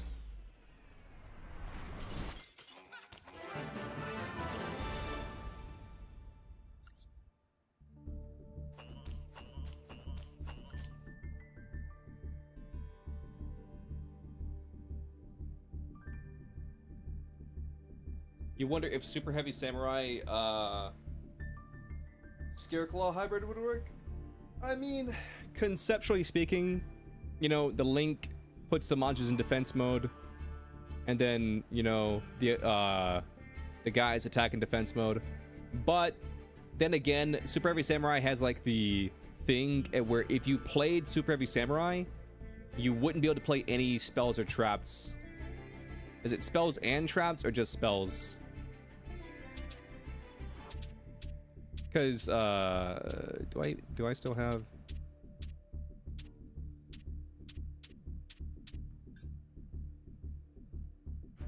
Yeah, because like these guys have like effects where it's like if you have a spell card in your grave, if you have no spells or traps in your graveyard, you discard one card. So that's the main thing. You would have to play Super Heavy Samurai Scareclaw without the field spell, without like, you know, what is the other card called? So you couldn't use the field spell, you couldn't use the cards to bring them back.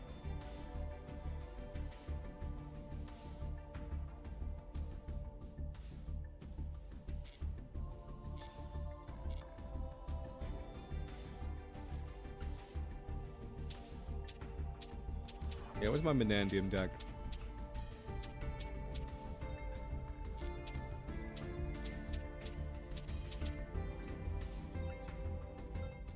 So you wouldn't be able to use a rival. You wouldn't be able to use Primitive Planet.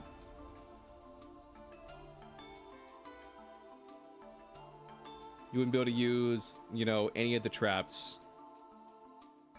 You wouldn't be able to use that one card where it protects your links from targeting.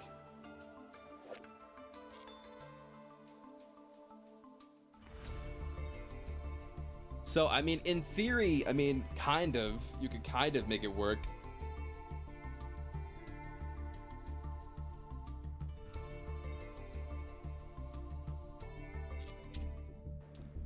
But at the same time, like, not really. Dude, I still think it's crazy they gave this shit away for free.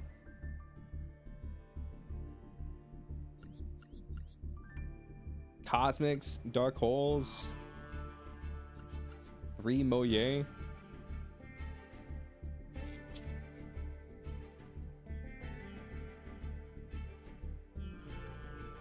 Given that Duel Cup has been announced for December, do you think Fiendsmith is coming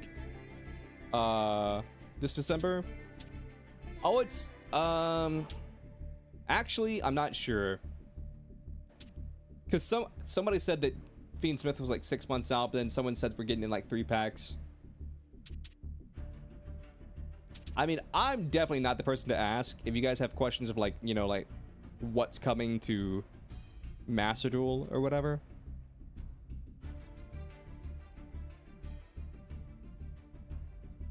But I mean, I definitely say it's within the next 2 or 3 packs.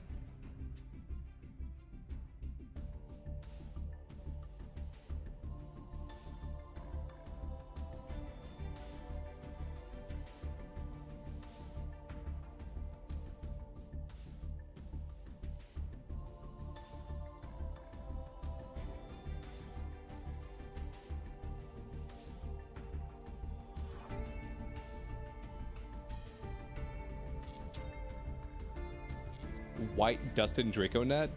Couldn't say it better myself. Don't know what that means, but I couldn't say it better myself.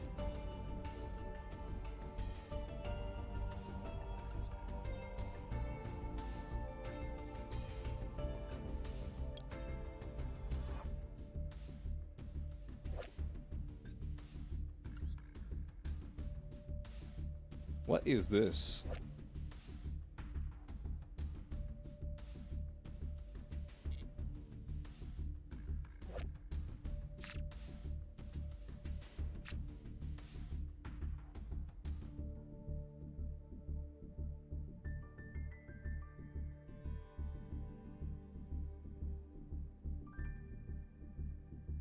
Interesting.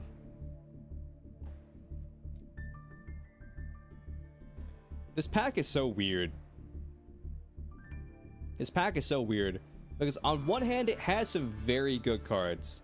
Like Colossus is good, Metaverse is good, Chicken Game is good.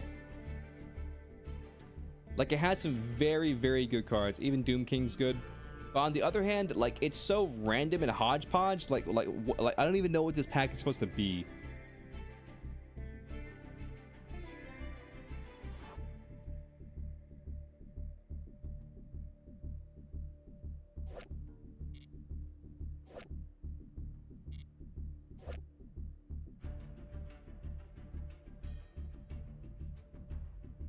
Is this guy just on its own? Is this guy not an archetypal whatever? Does this guy have any brothers or sisters I should know about? Random ass gold pride in a zombie pack? Yeah.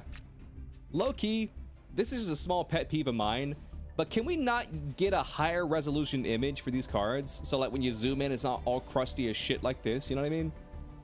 Can we not get higher resolution cards, like some 4K cards or whatever, so when you zoom in, you can actually look at the art? You know? Is that just me? Is that a me issue?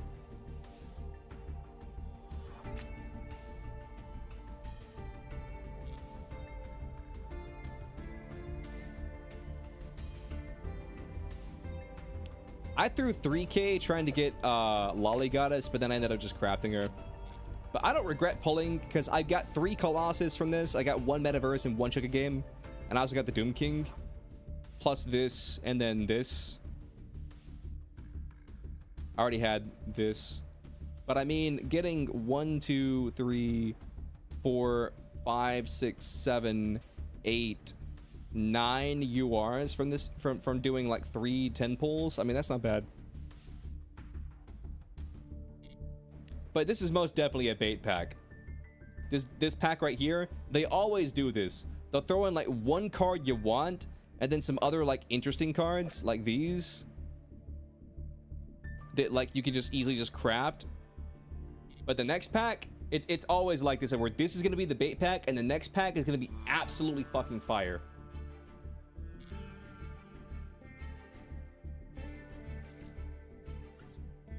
I mean, it doesn't change the fact that this is 100% a bait pack.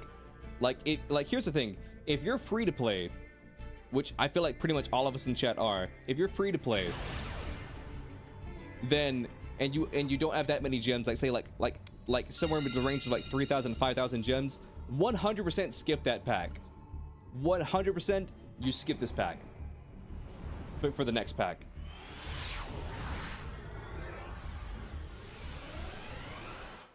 But if you were like me and you had like 9,000 10,000 gems and you have a little bit of wiggle room, then you're good.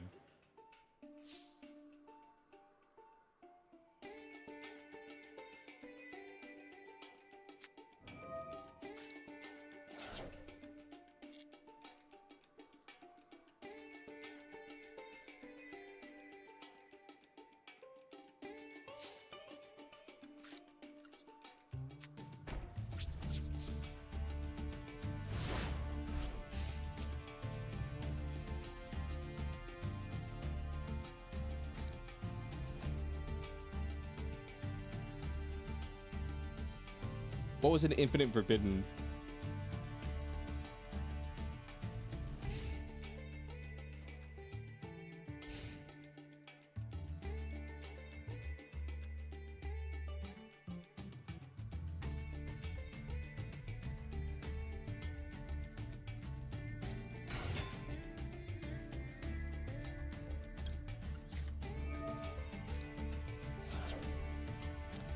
So this guy's on Sprite, like, for real, for real.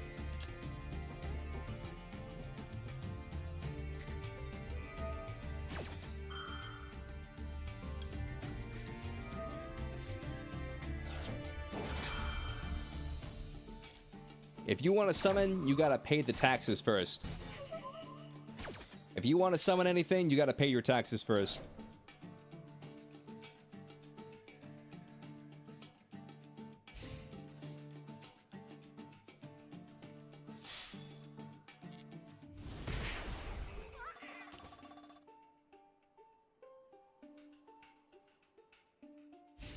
I mean, I guess I was able to stop his plays. I guess I was able to stop him, apparently.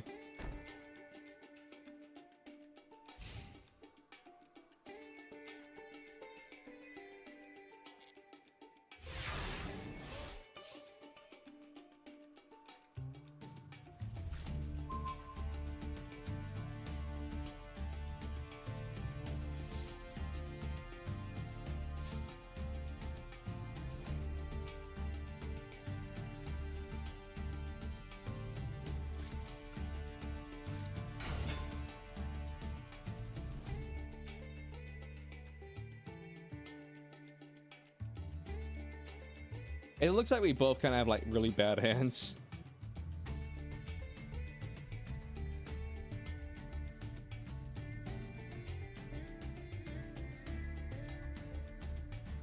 That has to be imperm, right? I mean, he said it in this column, so it has to be imperm.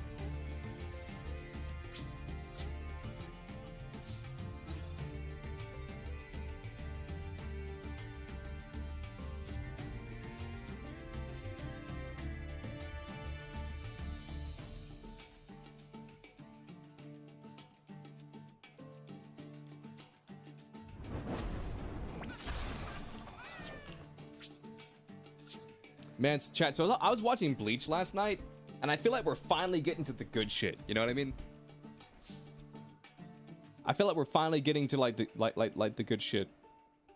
In this current, well, this whole season of Bleach has been good, or this whole arc rather, because this is technically the third season of this current arc, or the third core, if you will.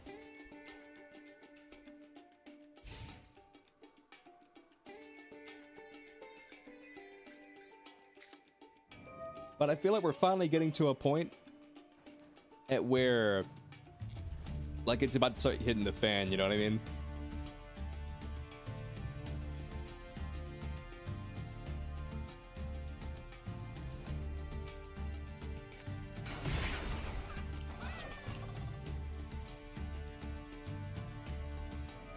I forget, did they unlimit starter? They did.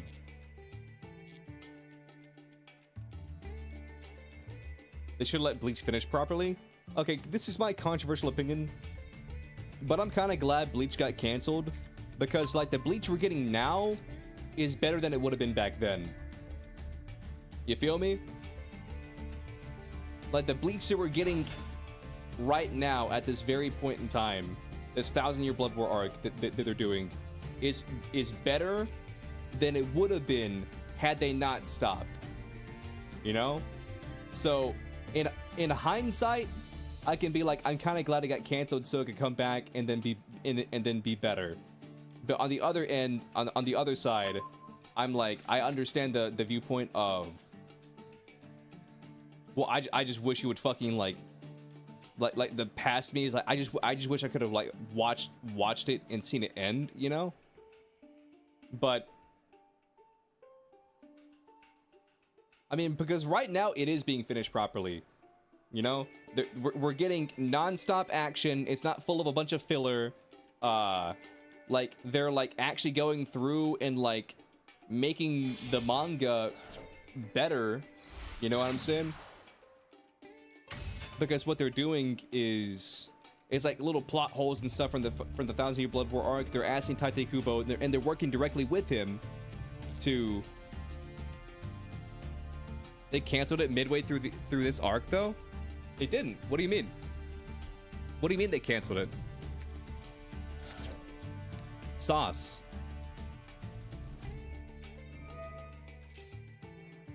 I'm gonna need to see a sauce.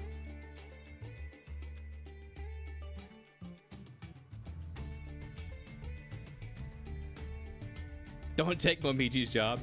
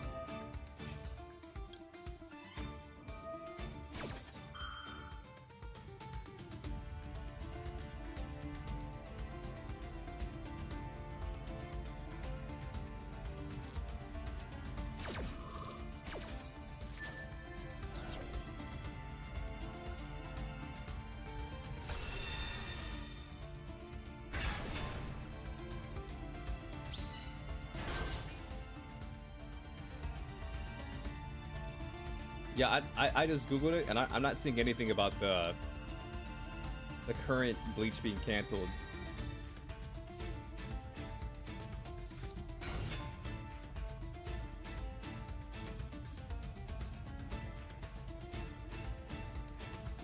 During the manga halfway through this arc, they gave Bleach a 13-chapter termination notice.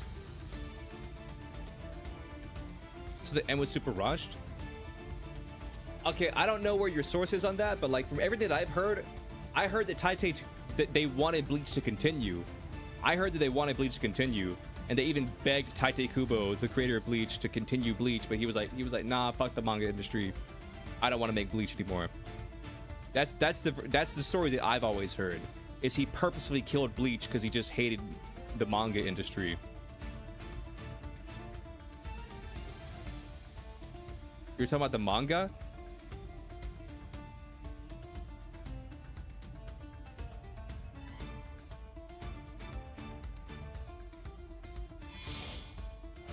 Okay, in my defense, you said they canceled it midway through this arc, though. And we are midway through the arc in the anime, and the manga has been concluded for years. So, in my defense, like, you kind of made it seem like you were alluding to the anime being canceled. Because the anime was canceled back in the day.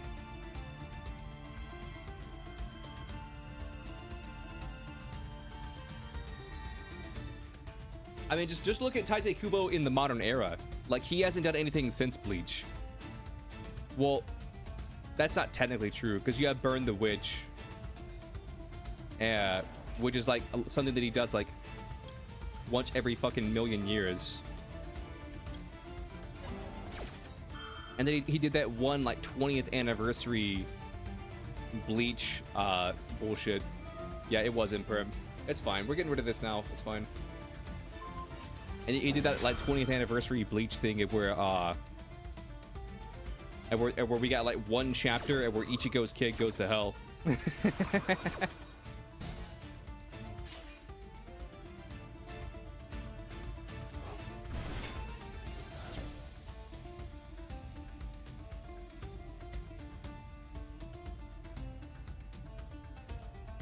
Ayo, is that EMP? It is. Where's it at? Here it is. Okay, so you have this, which you can't use for anything. You have these two cards. You have Gigantic in your hand. Or not Gigantic, you have Burst in your hand. So in theory, you could turn these two cards. What's up, Kung? Didi Kung. So you turn this double punch. No, the Imperm column? Yeah. I mean, we knew it was Imperm. He telegraphed the shit out of that.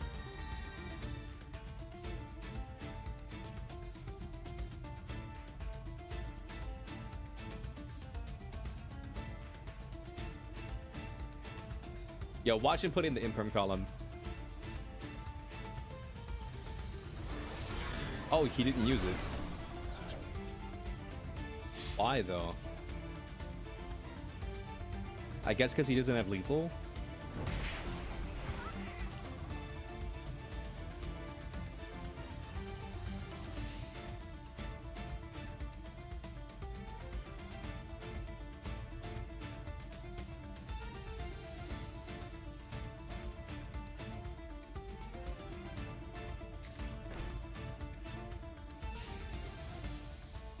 Yeah, that's his fucking gamma burst or whatever.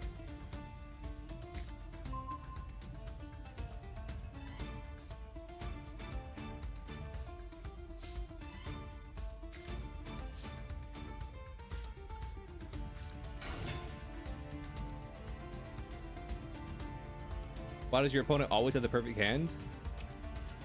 Just yeah, just play better. Just play better.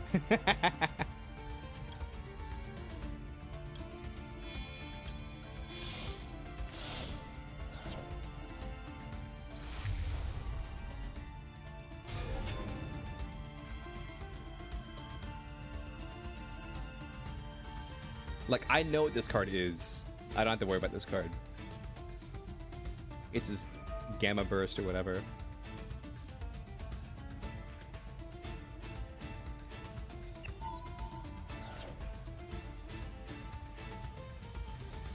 Fuck, I forgot about... Why are you not a quick effect? Oh my god, why are you not a quick effect?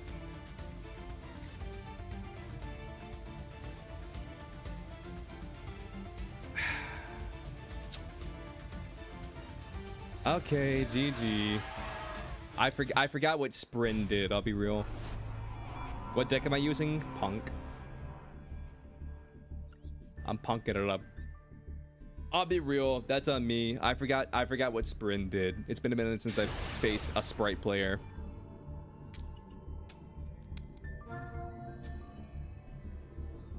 Also, like, I thought that I don't know.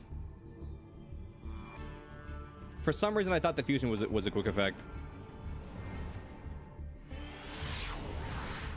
No one really ever interrupts it, so I guess I just forgot that wasn't a quick effect. Wait, I'm going second? Why? I'm facing... Wait, is this not the person that I just faced?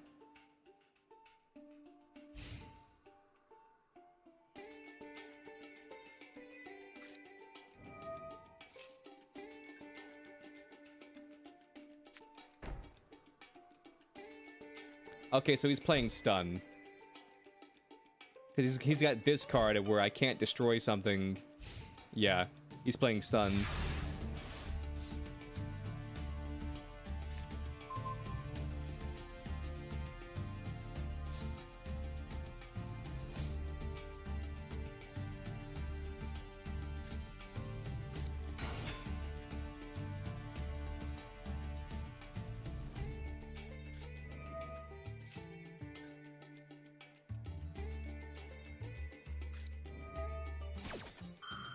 Yeah.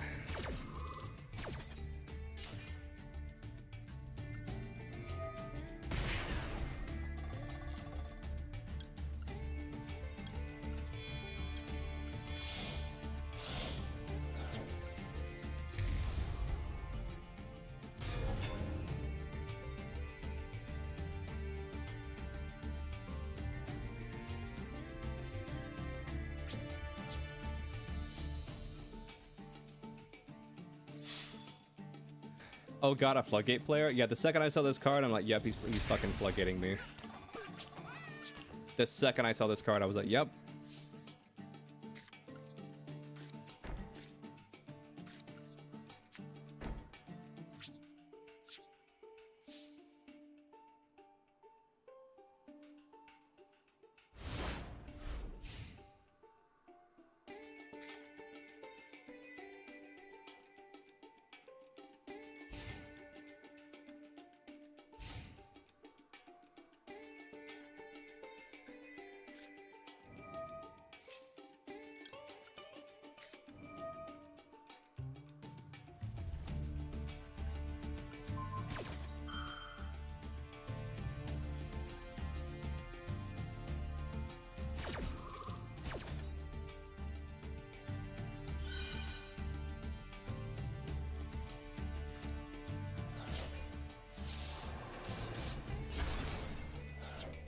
Yep. Yep. Yep. Yep. Yep. Yep. End phase? Of course it is. Of course, end phase. Of course it's the end phase.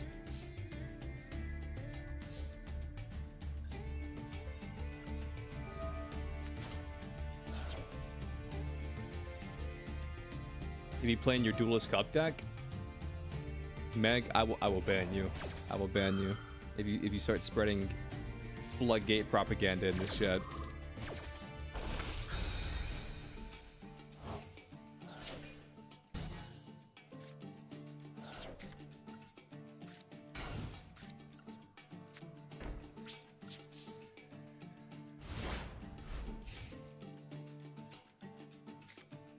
Leon, sorry, with this 4 matches fucked. Yeah, I mean, I don't even want to be here. I'm just streaming Yu-Gi-Oh because it gets the most views. I'll be completely real.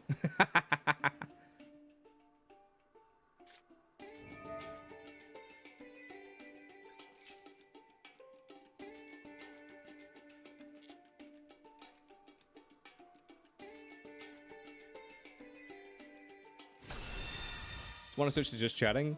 I thought about doing just chatting for the day,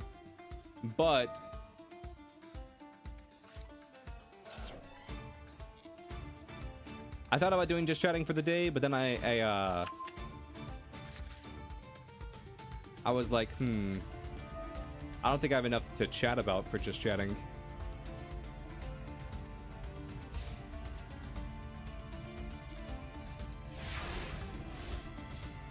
When how Floodgate players feel when they meet a mirror, they're probably like, man, this is bullshit. How dare this guy Floodgate me? Only I Floodgate me. How dare they? This guy's a jerk.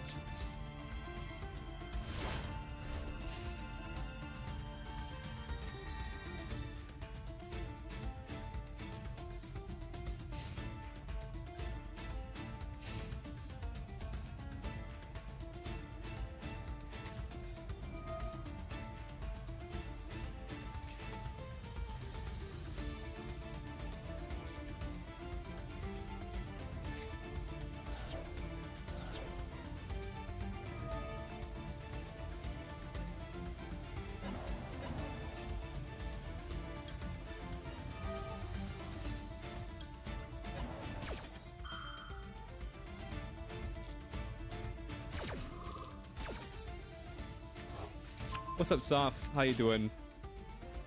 I'm currently facing the coolest player to ever touch the game, a Floodgate Runic player.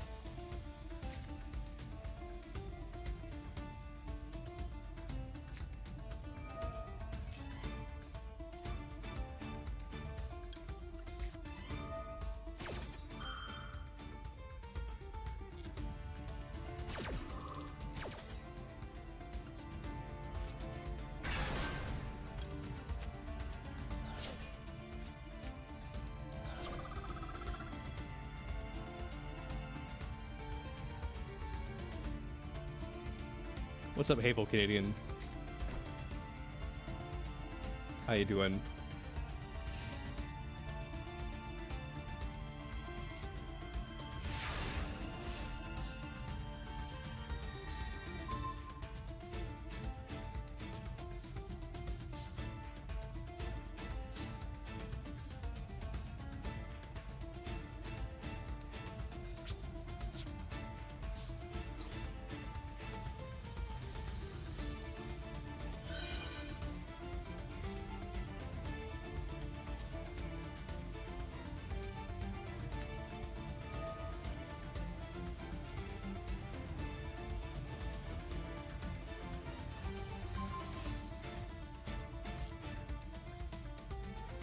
Okay.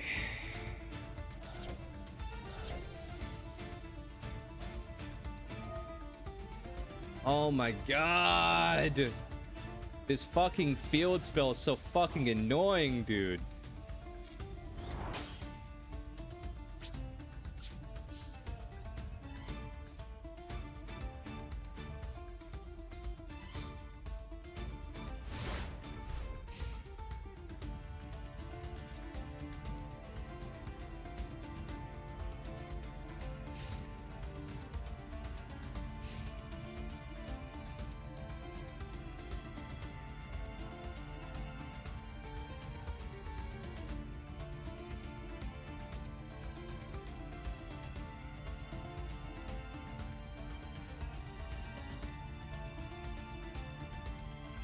You put pineapple on pizza for hate clicks? I believe it.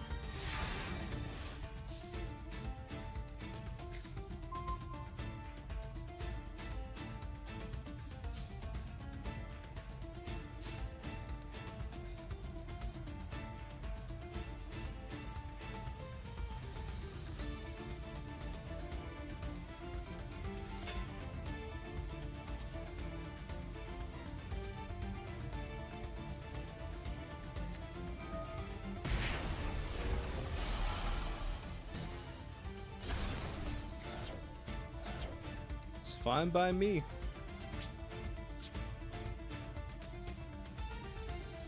We need to ban floods.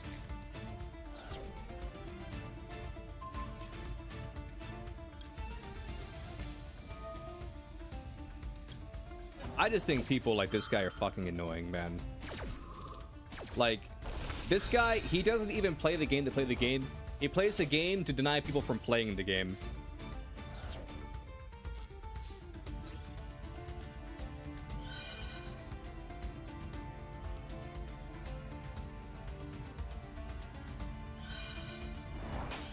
Oh my god, it works for monsters too.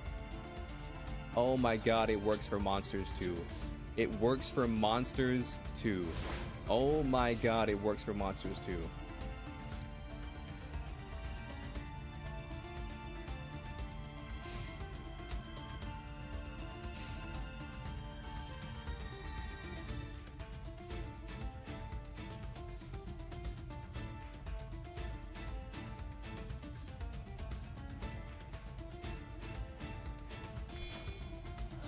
Okay, you're tributing that for this.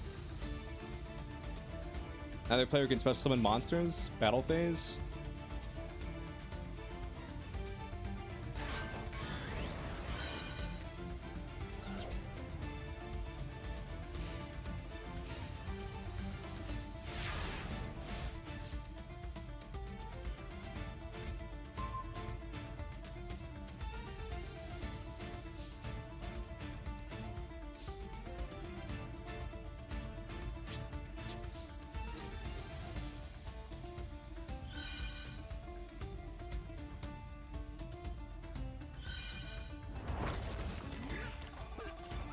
DNA surgery, though, is your fave floodgate.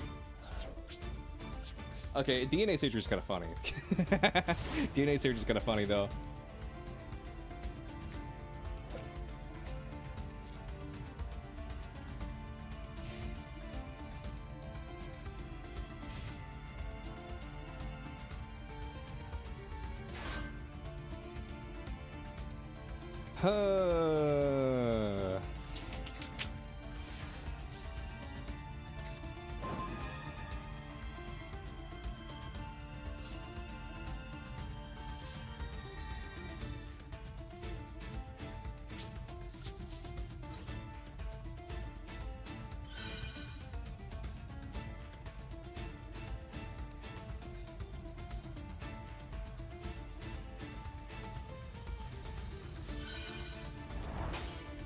Listen, man, eventually they'll run out of heat. Eventually they'll run out of gas.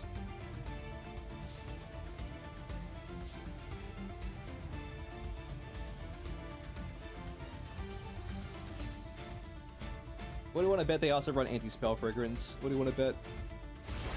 What do you want to bet they also run anti-spell fragrance?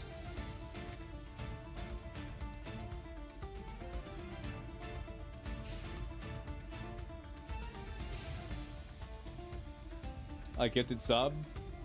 True. You bet your instant coffee?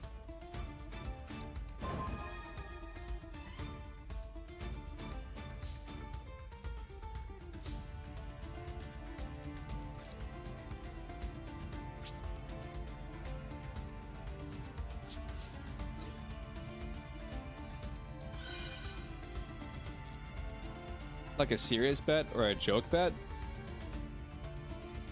I mean, I don't know.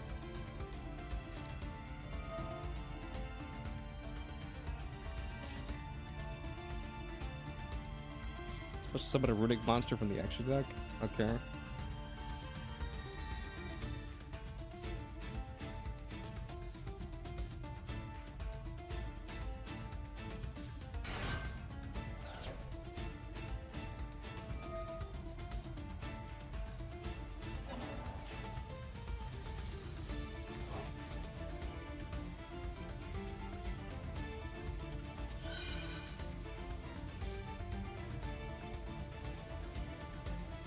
He's only got 9 of these.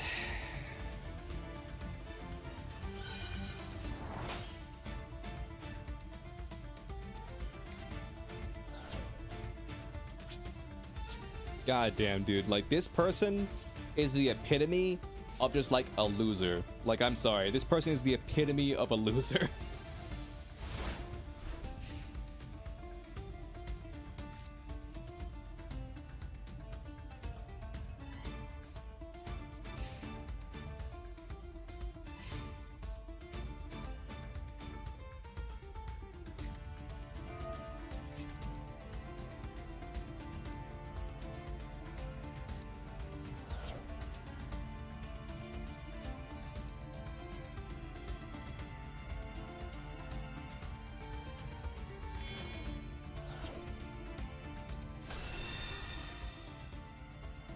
Okay, so they're normal summoning the Nibiru.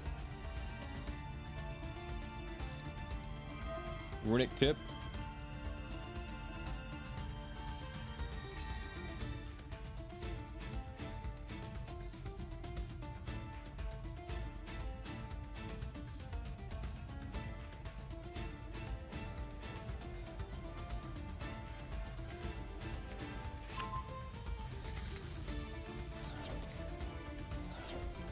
Thank you for the raid. I really appreciate it. Meg, can you give them a shout out? What were you playing? Raid time? Damn right. Oh, you're playing Yu-Gi-Oh! Master Duel? Hopefully you didn't run into a Runic player like I did.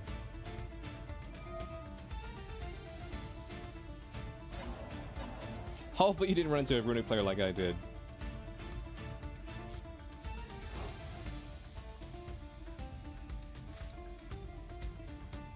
I'm either based or cringe. Well, if you look here, I'm playing a punk deck that has some cash splash in it.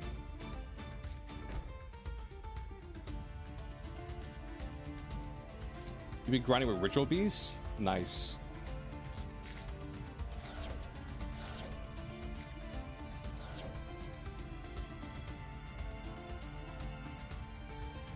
Your point still stands?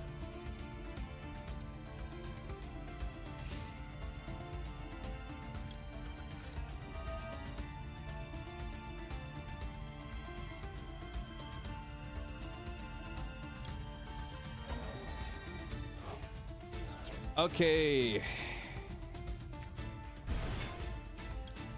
We got some cards.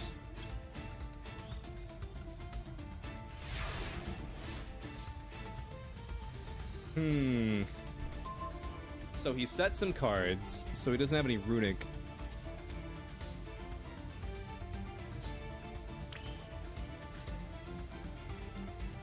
I have to set this?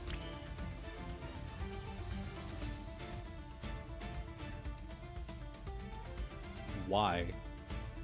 Why do I have to set it? Am I just misreading this card? Each player can only control one monster of each type. So 1 fire, 1 wind, 1 water. If players control 2 monsters of the same type, they must. So like, why am I not 1 dark, 1 earth? Those are attributes. Oh shit, you're right. You're right.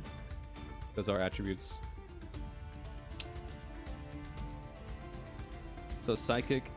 I thought this was a warrior. Nah. It's not.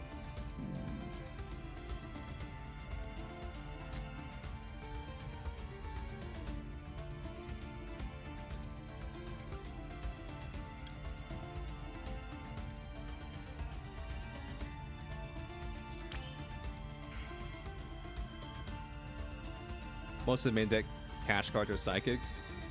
I'll be real, I've never really paid attention to them.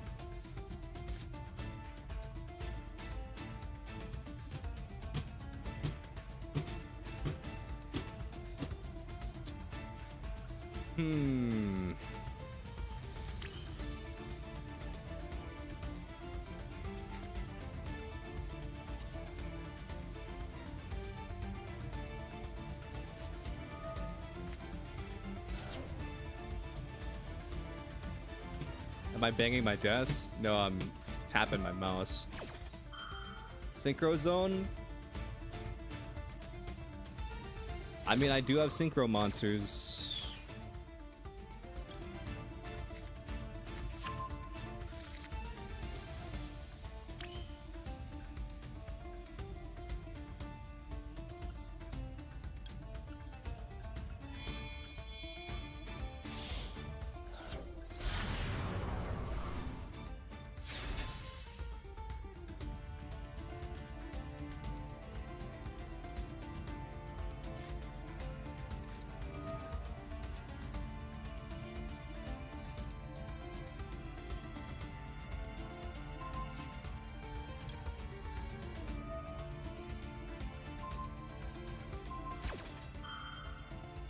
Shit, I just remembered summon limit.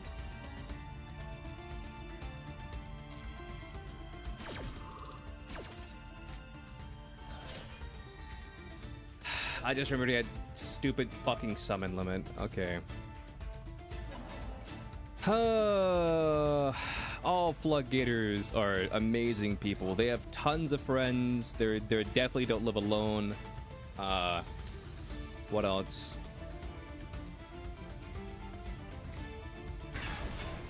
They're definitely not sad and lonely.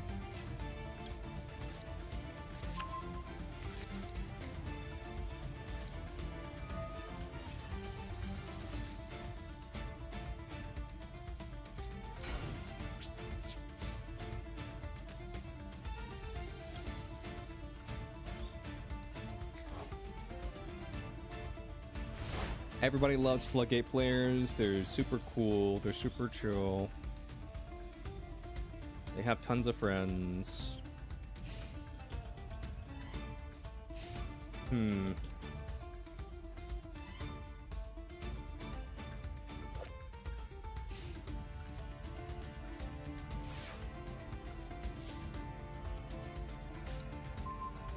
Draw phase, yeah. What is my definition of a Floodgate player? This.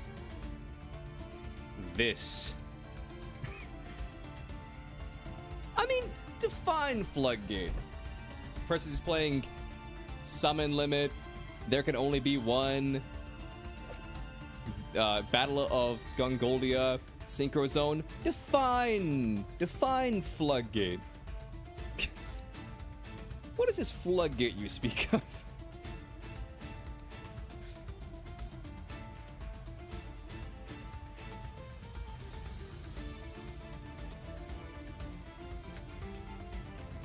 Okay, you're a psychic as well.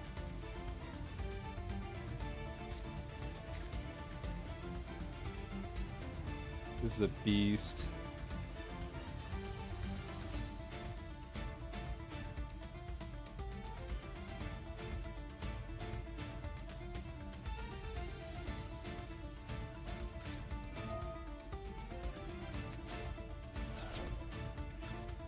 Your deck uses a few Floodgates? Well, I'm not doing viewer duels, so I mean, play as many Floodgates as you want.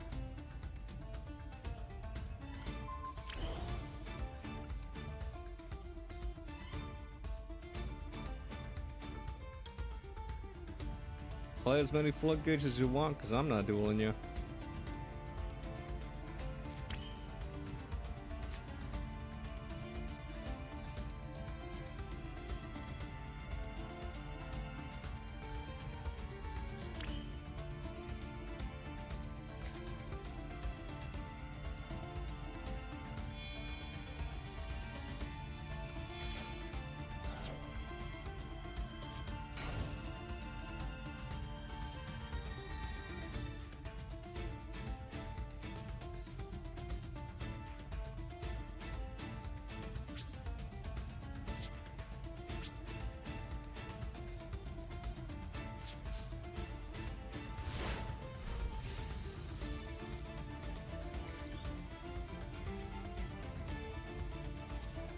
It's really close.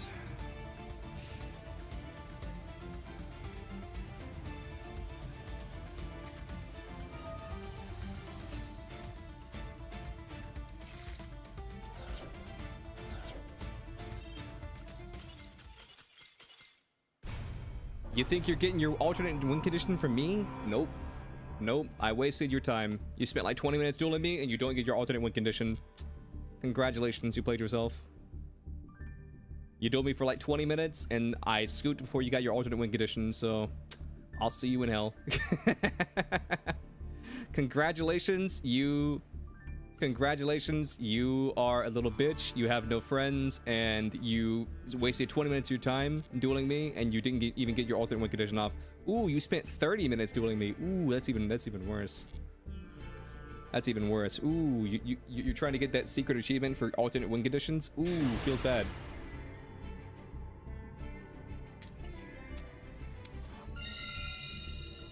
Feels bad, brother. Feels bad. Have fun not having any friends.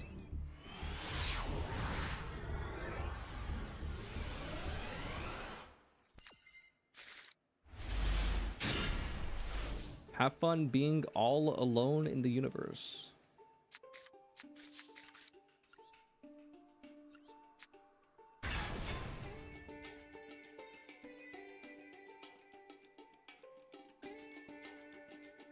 You very rarely say you hate a deck. I mean, I'll be real. There's not many decks that I hate either. But like, we can all agree, if you're playing Floodgates, like, you're kind of an uninteresting person. Like, if you play a hard Floodgate deck like that person did, you're the guy that shows up to a party and then like uninvited and everybody's like, oh, Brandon, hey, what are you doing here? It's like, what do you mean? I'm here for the party. It's like, who invited you? How did you hear about it? How'd you hear about the party? That's crazy. Who told you? Yeah, you're just yeah, hey, like, was it Jessica? Was it Jessica that told you about the party? Yeah, we love Jessica. She's got very loose lips. She's just a talker. She just was it Alan? Did Alan do it? You know that Alan. You know what they say about the Alan.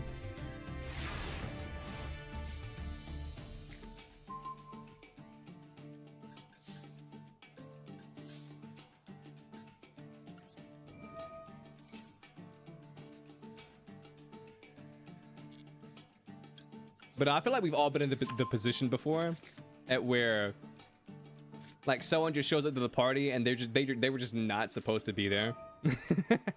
Someone shows up to your party and they were just not supposed to be there. It's like, oh my goodness, hey, what's up?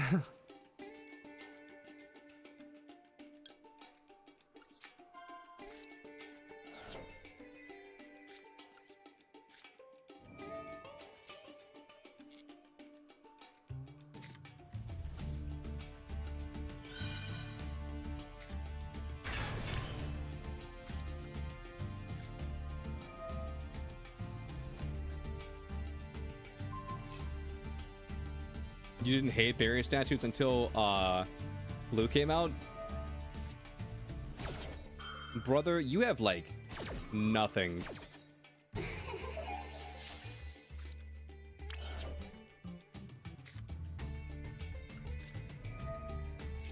He's doing everything in his power to like stop me from playing the game.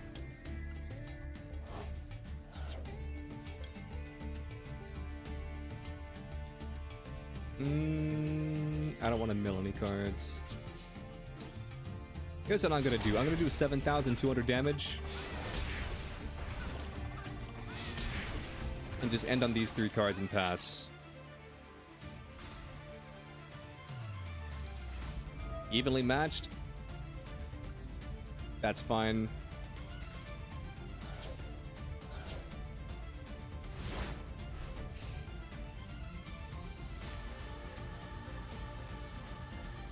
I feel like he's just like a bricked Tenpai Dragon player.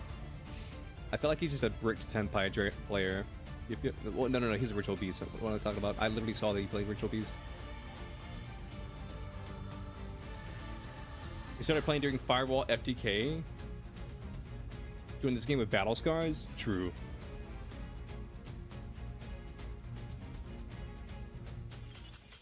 Yeah, I feel bad for him. They definitely bricked.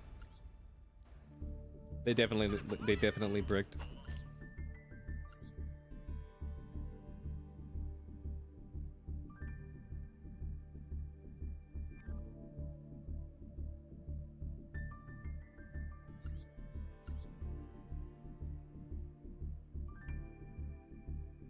But now look at this bullshit. Like, just look at this deck. This deck is not, I want to play a card game with somebody. This is, I want to play solitaire. What joy does this bring this person? You can't special summon Nibiru. I mean, that's chill. I want to draw 2 cards per turn, but I also can't activate monster effects. I get infinite advantage. You can't do jack shit. You can't destroy my shit. Just get rid of everything you know and love and hold dear. Negate. Don't get to play the game. Don't get to play the game. Don't get to play the game. Don't get to play the game. Don't get to play the game. Like who looks at this deck and they're like, this is how Yu-Gi-Oh was intended to be played? That person has never known joy. I mean, I'm right there with you. I feel like I could have beat this guy had I not bricked. I drew a very bricked hand. Had I not drawn a very bricked hand, I feel like I could have beat this guy. I chose going first against him, and I drew like all going second cards.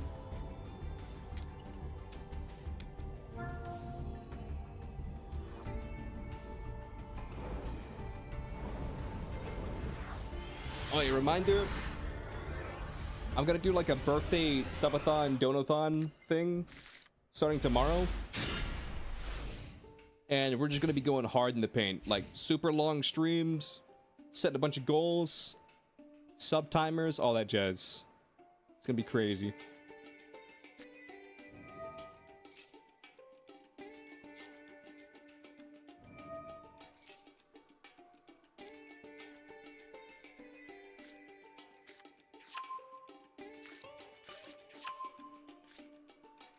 You have never laughed at how you lost a duel until the Xyz festival, where you lost to the Egyptian god cards? Low-key, the Egyptian god cards kind of cook. The Egyptian god cards, they kind of cook.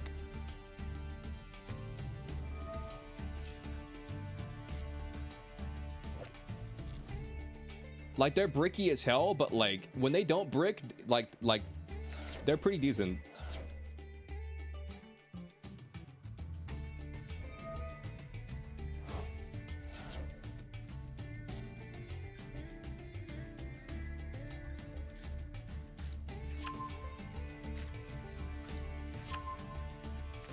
Wait, I forget, what does that card do? Is that a kaiju card? Yes, it is a kaiju card.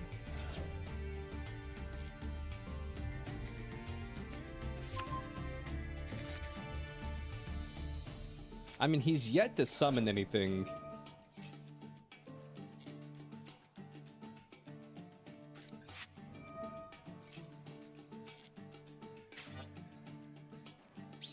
Okay, so Rite of Aramis here.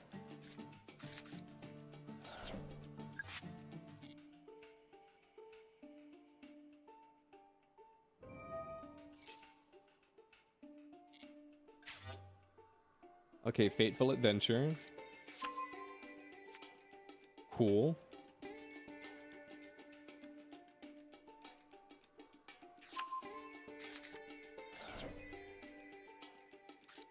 You haven't played Spirit Events in so long? I mean, let's be real. Like, they're not that good. They're very easy to get over. I mean, spiders are kind of like a crappier, more one-dimensional version of... What's it called? It's like a crappier, more one-dimensional version of, what is that shit called? Of Tenpai. Something wrong with my model? Oh. Oh, it's my webcam. It, the webcam. Your model died? I read the message. I read the message. I saw the message.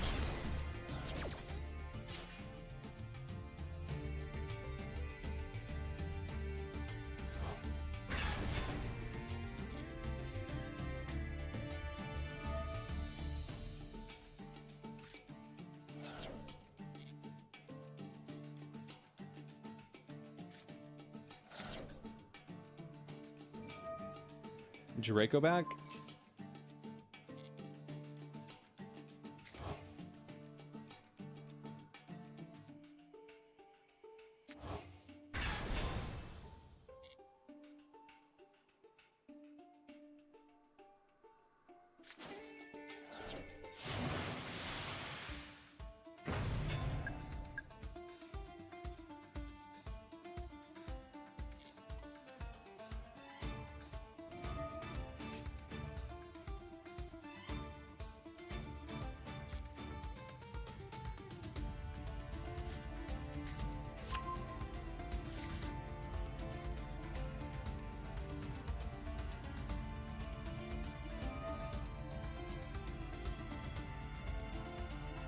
So you've summoned these two.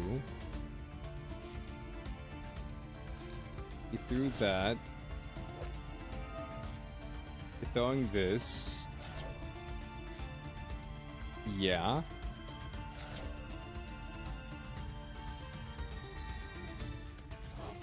Summon. Okay.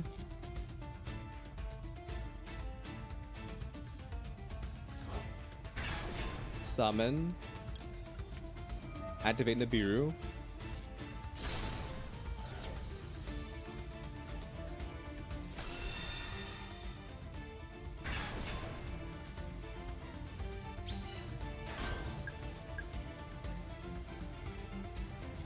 Yeah. Can you do anything with 5 tokens?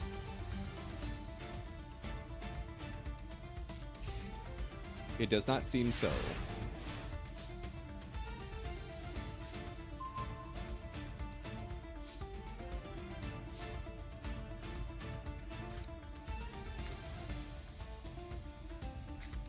Okay, let's do this.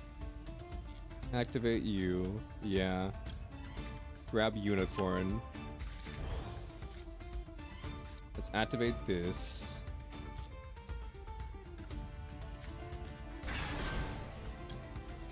Banish you.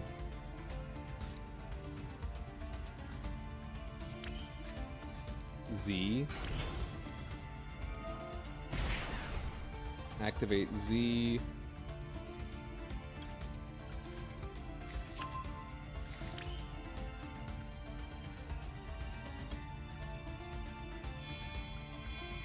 Let's do this.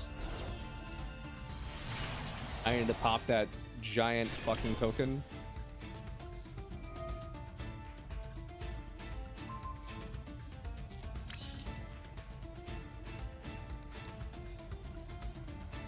Let's activate you. Yeah. Foxy. Send Unicorn.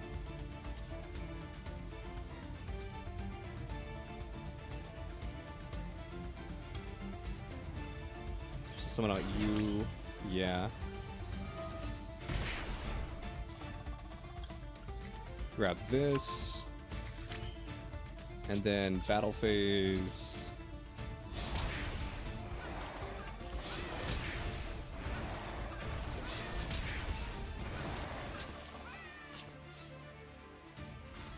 Main phase 2. Set 1 card and pass.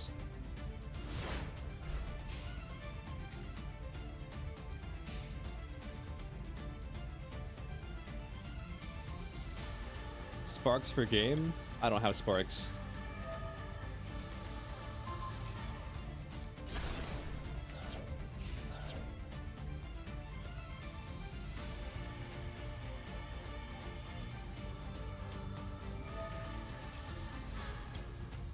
Okay, let's pop your field spell.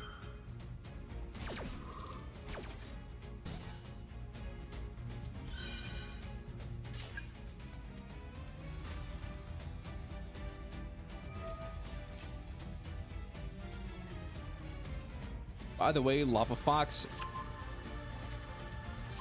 By the way, Lava Fox, why does your name sound familiar? Firefox? The web browser, maybe?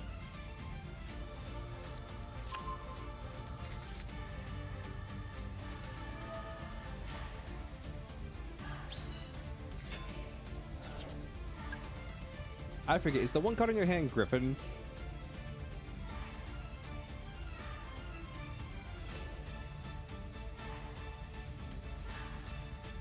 The one card of the hand might be Griffin. Oh, it's not. It's Ash Blossom.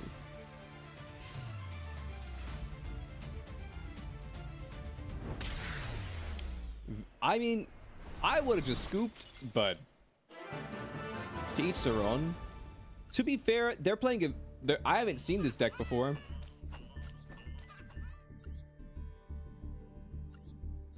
I mean, I've seen Kaiju's and I've seen Horus, but I've never seen Kaiju Horus. Yeah, this guy's very ambitious.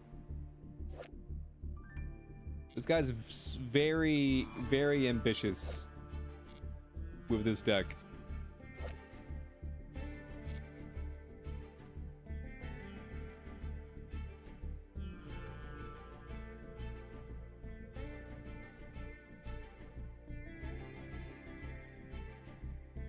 I think you get more rewards if you lose rather than scoop. I mean, you do, but like, here's the thing, like, you get way more rewards from winning than losing, and it's just sort of like a sunken cost fallacy thing where it's like, it's way quicker to just scoop and then go to a next possible win than it is to sit there for like 5 or 10 minutes on a loss.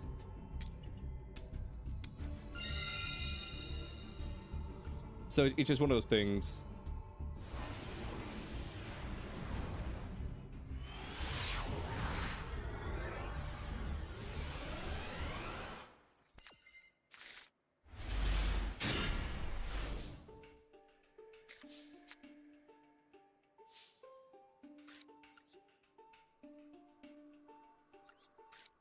Yeah, to win even do your dailies, which is insane to think about. Well, you don't have to win for dailies. I mean, there's one daily where it says win a duel, but you don't necessarily have to win to do your dailies. That's not necessarily true.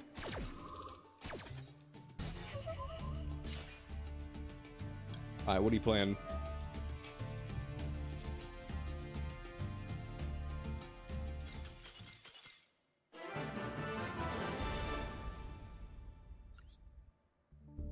I mean, in that situation, yeah, it was quicker just to kill himself.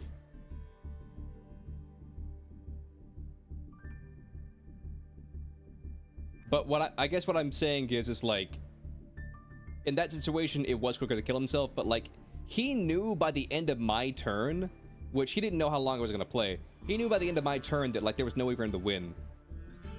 So that was like 2 minutes where he could have left and then gotten to another duel.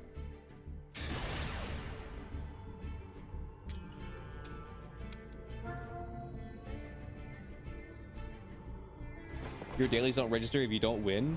You don't have to win, you just can't scoop. Like, if you scoop, then you don't get the dailies. But if you play the duel out, even if you lose, you still get the rewards. Unless it's win a duel.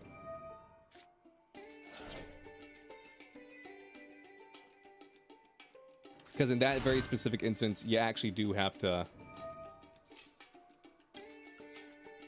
You actually do have to win. But if I click like the surrender button, then I won't get dailies. Like say I need to normal summon 3 times. If I normal summon 3 times in this duel and then click surrender, it won't do it.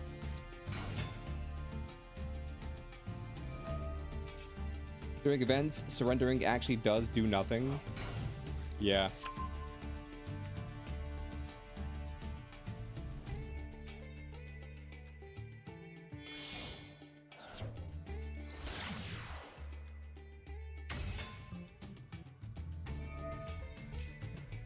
Makes sense though.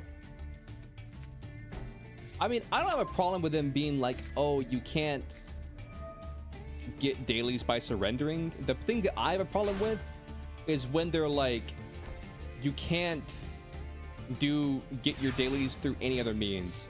You can't even get you can't even get rewards for your dailies through playing casual mode. Like, that's ridiculous.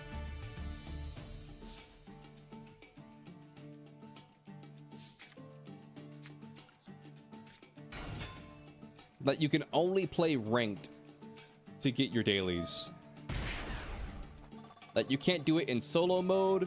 You can't do it in casual. You can't do it in duel rooms. And I could be wrong on this front, but I think there was even a time where you couldn't even do it during events. So like, say you're doing the Duelist Cup, I think there was even a time when like it wouldn't fucking count.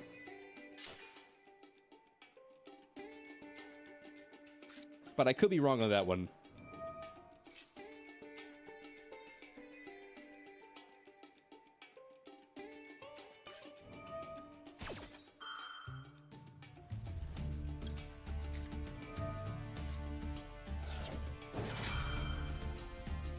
Why was casual created if you can't play it? You can play casual, you just won't get your daily rewards from it.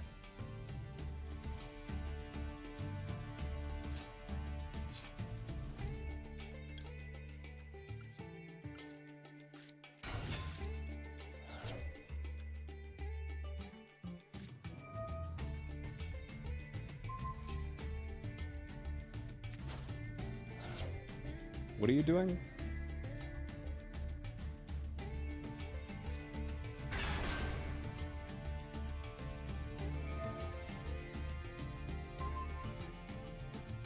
Are you flipping this face down?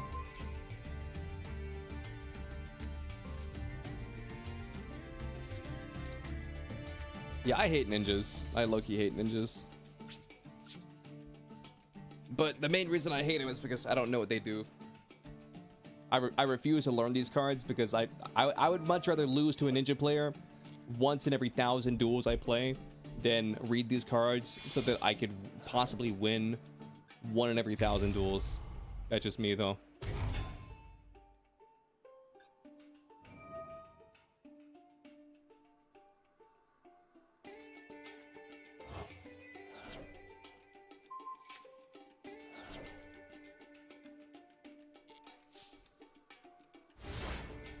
There's a few ninja cards you like. I mean, I don't dislike them. I just, like, find it annoying that, like...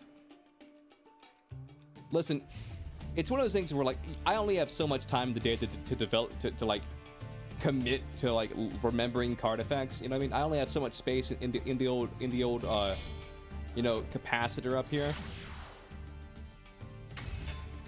So it's just one of those situations where it's like, do I commit my time and energy to remembering, you know, archetypes that you're never gonna see, like ninjas, or do I remember all the intricate you know, interactions between like my deck and like Tenpai and like Snake Eyes?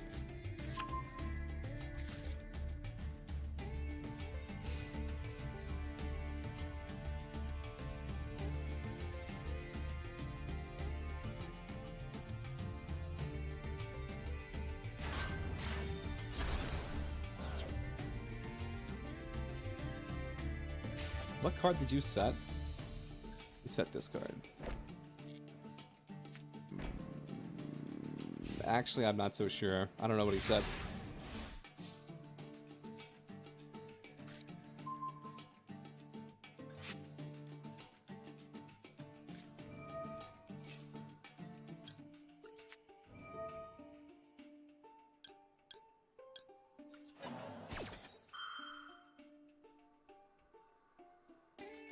Why does MD have 2 paragraph effects?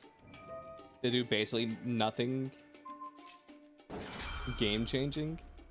That is a great question. Like, I think Yu-Gi-Oh could... I think that Yu-Gi-Oh... I just don't want to play this. I just don't want to play this. I think Yu-Gi-Oh could benefit a lot from like some problem-solving card text. You know what I mean? I think Yu-Gi-Oh could benefit a hell of a lot from just some simple card-solving card text. Like, every single card, it's only allowed to have 2 sentences. You know what I mean? Anything more than 2 sentences, we just burn it. We burn it at the stake. What does your card do? When your opponent activates a card effect, you can negate that activation and destroy it. That's what you do. That's it. That's what you do.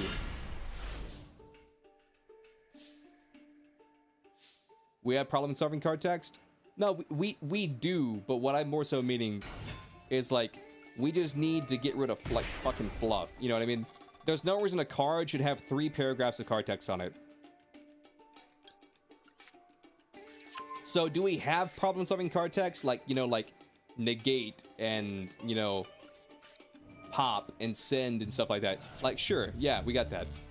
But what I'm more so meaning when I say problem-solving card text, I don't mean literally problem-solving card text, but I just mean like where there's a problem with the amount of text on our cards.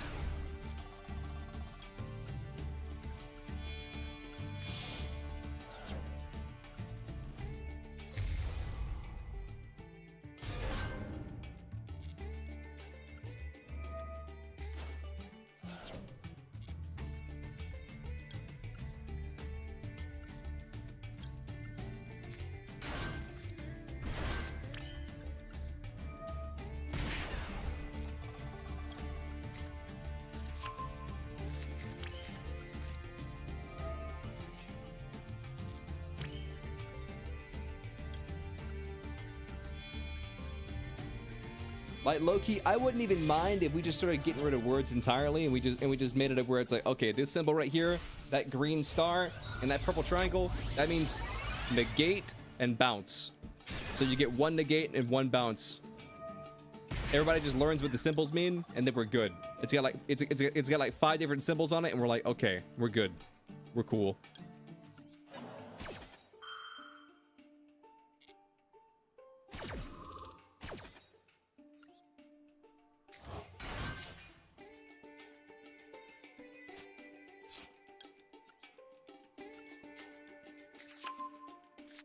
That has too many holes? I mean, I wasn't being serious. I'm just talking.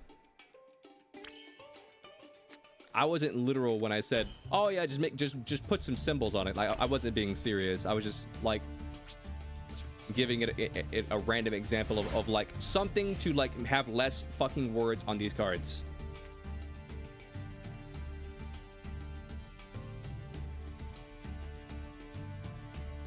But your deck's win condition is your text being so long that no one reads the cards.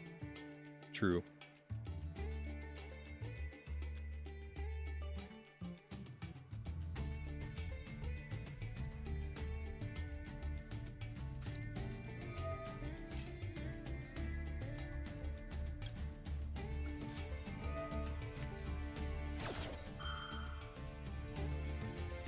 You're only half joking, which is the sad part. But doesn't Magic the Gathering have something like that though? And where like there's certain things that where they don't even type the word, they just have a symbol for it. Isn't that like an actual thing?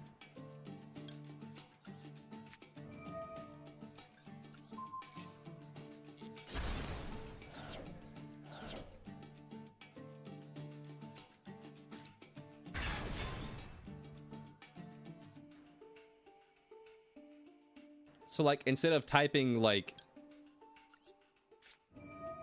so instead of typing out like you need, you know, you need a fire energy or whatever, or a fire land, they just have a symbol for the fire land symbol. You know what I mean?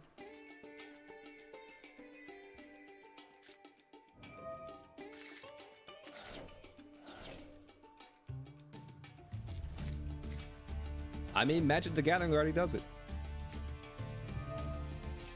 D fissure? That's fine.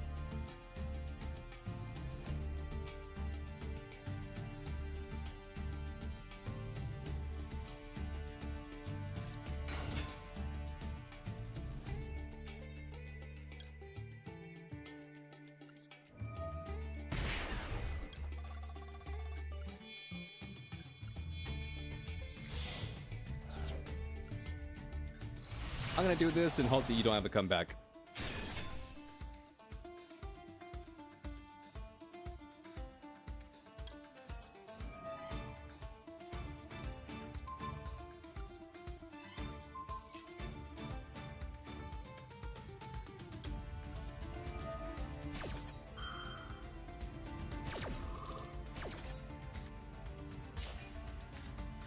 Do you know how many times my opponent has...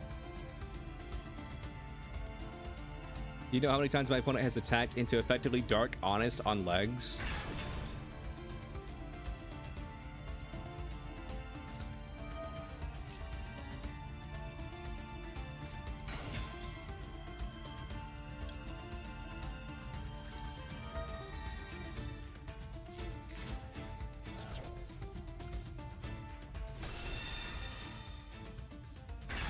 The answer is more than one.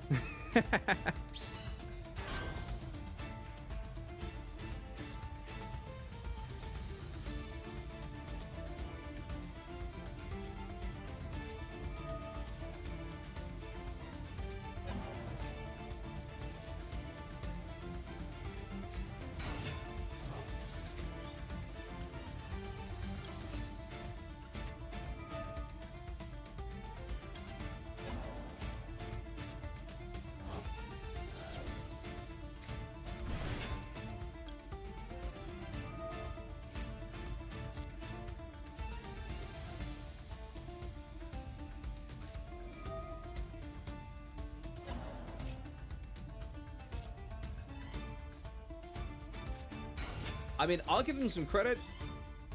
He was able to summon way more monsters than I thought he would be able to. He was able to summon way more than I thought he would be able to. Hey, is that our boy? Is that our boy, annoying ass dragon? Can he summon that? Or does he need... Banishing 3 monsters with different attributes?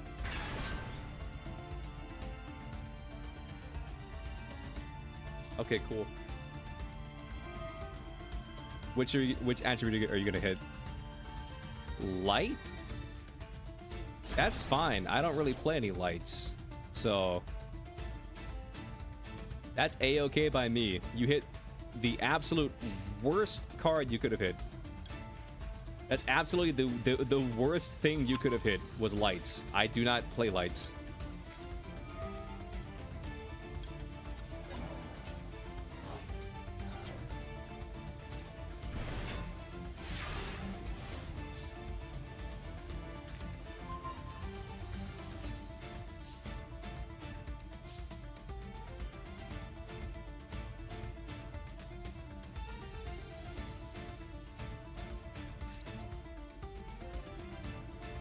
I'll tell you what I'll do.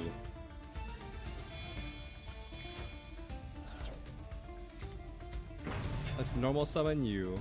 Activate you. I'm gonna grab... Should have went dark? I mean, he should have went anything but this. Activate this. Banish you. Special summon out Z. Activate Z. I'll grab Deer Note. And I'll draw a card. And then...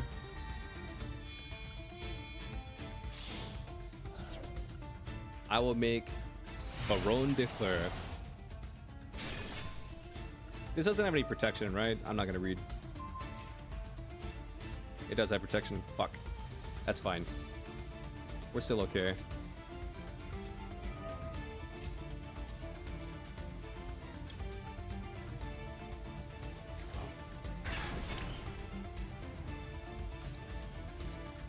All right, E-Telly.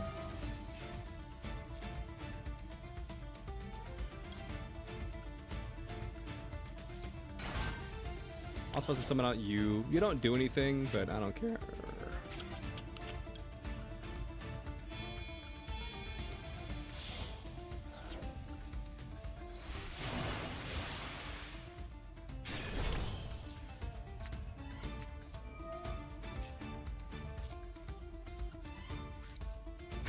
Let's do this. Banish you. Activate Big Chungus. Banish this. Banish this. It really doesn't matter. Battle phase. Yeah. Yeah, I forget what that dragon's called, but I never read his effect.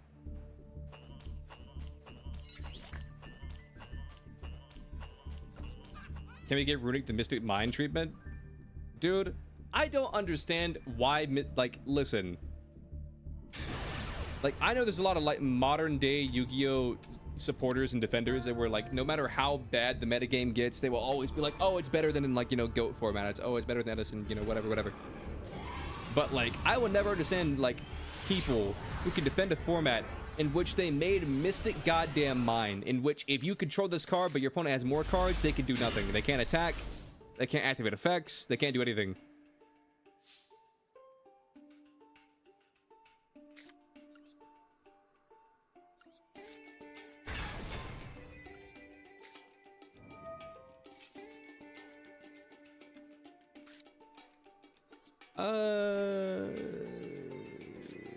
Let's do this. Call me crazy, but I'm throwing away my Ash Blossom. Call me crazy.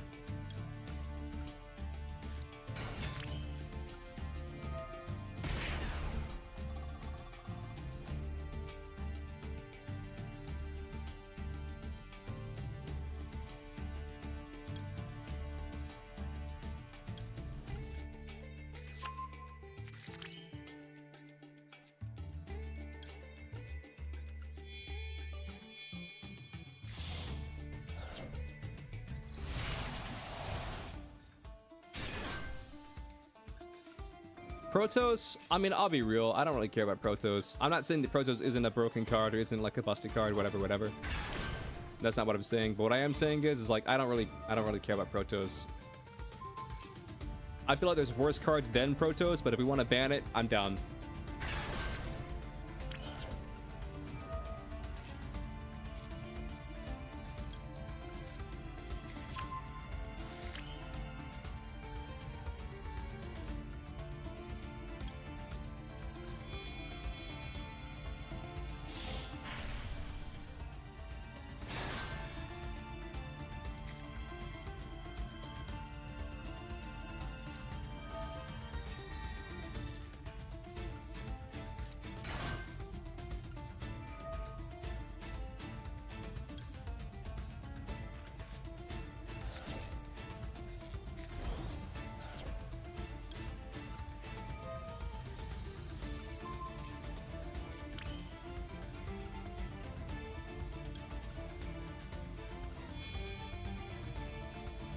What happened? Who claims it kept the format in check? What happened? What are we talking about? You have an acquaintance? You have an acquaintance you think is the right word, but thinks Mystic Mine is fair. I mean, I disagree with them, but if they wanna say that, then let them cook. You know what I mean? If that's what they think, let them cook, I guess.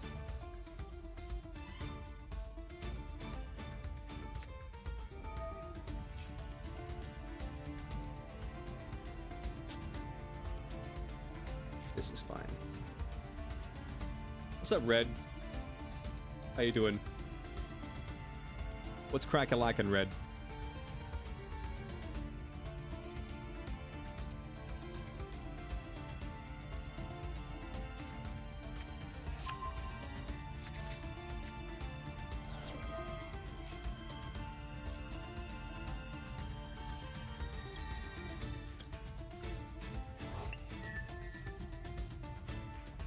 It's okay to be wrong.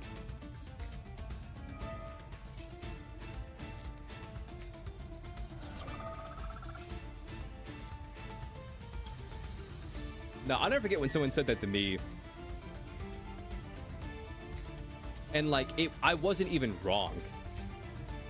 Like that's the crazy part. It's like someone said that to me one time and I wasn't even wrong. Like I legit said something to the effect of like, hey, I'm sorry if what I said earlier upset you, whatever it was. That that wasn't my intention, or or whatever. Like, can we just like, are we cool? And then they said something to the effect of like it's okay to be wrong. I understand that you're wrong or whatever.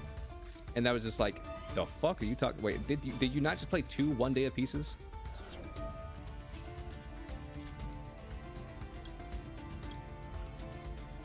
No, one was him drawing it. But nah, he was... Dude, that's the only person I've ever met in my entire life. Like, he was a fucking dick. Like, that's the best way for me to describe this. Like, there's no ifs, ands, or buts about it. That dude is the biggest dick I've ever had the displeasure of, like, interacting with in my entire life.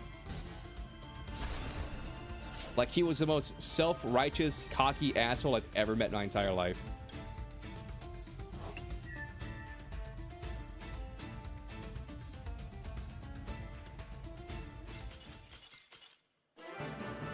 Dude, what did you have?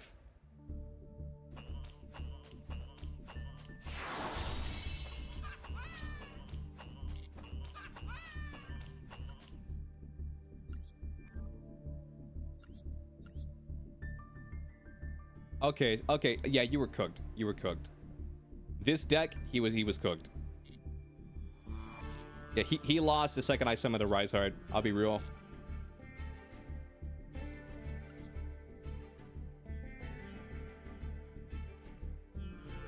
Yo, that was my 3000th monster banished. Or 3000th card banished. That's crazy.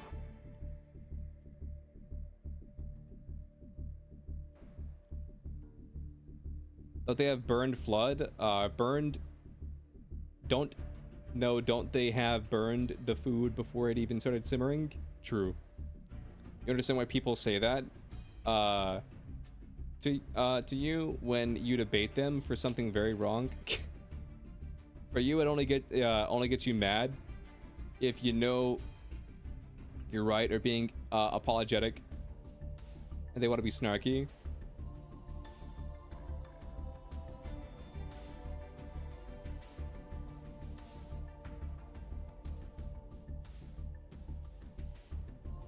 No, like, here's the reason that he was pissing me off, was because, like, it was me and my buddy, and we were hanging out. And then my buddy said, hey, I know that we have plans to hang out, but my one friend is coming in from out of town, and he needs a place to crash. Is it okay if he crashes here? And he was crashing at our place. Okay? And I was like, yeah, that's totally fine. I don't care. Like, but the more the merrier, you know? I wasn't a dick about it. I was nice about it. I was like, sure, if he wants to hang out, sure. And so he comes over, and I introduce myself to him, like, hey, I'm Leo, like what's your name, how you doing, or whatever. And immediately he's like, yeah, I'm tired, I don't want to talk. I don't want to talk to you. And I was like, okay, that's fine, I get it, long trip, that's fine, whatever. And then I leave, I go take a shower, and I come back, and then him and my buddy, they're having a conversation. So I was like, okay, maybe he's a little bit, you know, pumped up, you know, like maybe he's feeling better after the drive, and he's not as tired anymore. And maybe he's wanting to talk, because like he was talking about to my friend after I got out of the shower. I came in there, and so I just started chatting with him, and we started chatting about, you know, like, I don't know, sports or whatever, just very chill shit. Yo, thank you for the hearts on YouTube. I don't know who spammed the hearts, but I appreciate it. And then like he just kind of ignores me, and I'm like, okay, this is awkward. And I'm like, but he doesn't want to talk to me. He doesn't want to talk. He doesn't have to talk to me. You know what I mean? And so I start talking to my friend, you know, and we start having like this weird two-way conversation where he's talking to me, and he's also talking to the guy, and the guy has made it very clear he just does not want to talk to me. And again, I respect it. Like, you're not forced to talk to me. I'm not gonna force you to talk to me. Like, if you don't want to talk, you don't gotta talk. Whatever. And some time passes, and like, it would be one of those things where like me and my friend, we were talking about, say, sports, or we talked about, you know, movies or Game of Thrones or whatever it was. And then he would just interject and then just be like, huh, or just make a snarkly remark. It's like, really? It's like, is that right? Like, to anything that I said. And again, I wasn't saying anything controversial or whatever. I was like, I would just say stuff like you know, just like tame stuff. Like, you know, I thought episode 7 of Star Wars was you know, a good start for a trilogy, but I thought episode 8 was, you know, a little lackluster or whatever. You just and then like he would just turn everything that I said and just be like, you're wrong, you're an idiot, you're wrong. And I was just like, okay, cool. And then finally, I said something that, like, I don't even remember what it was. I said something that at the time seemed like just a thing, but then it apparently was, it hit close to home. Whatever it was that I said, I don't remember. And so I was like, and so I came out to, and so my friend came up to me. It's like, hey, like that thing that you said, I don't remember what it was specifically. Like he's got a sister who has like that rare 1 in a trillion disease or whatever, and I was like, oh shit. And I felt really bad about it.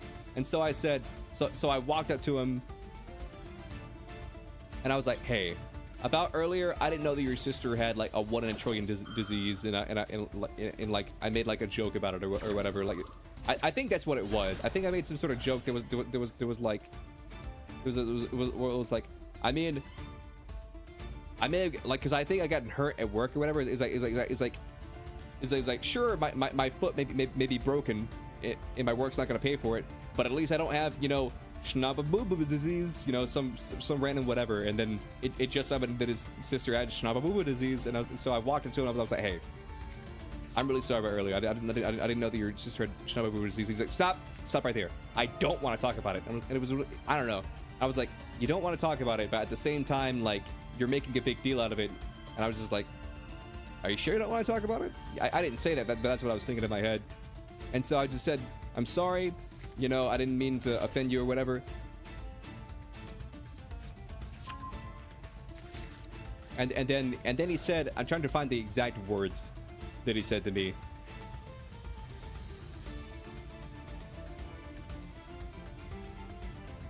He made some snarky remark, and I was like, listen, I know I said something that was like, you know, that like offended you or whatever, but like, that's dinner for you? All right, Lava. Have a good one.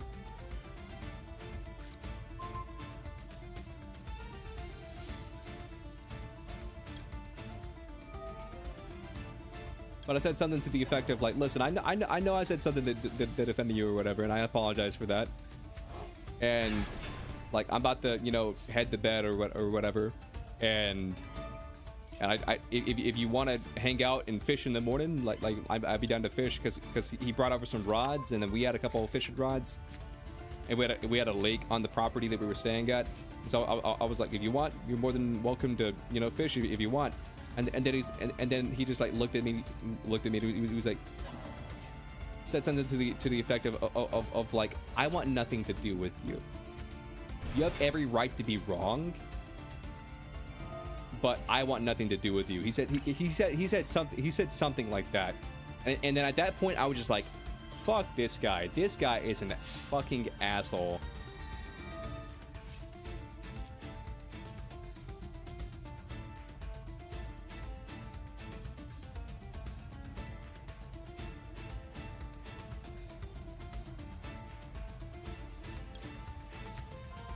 Yeah, I don't know what to hit. I'll be real.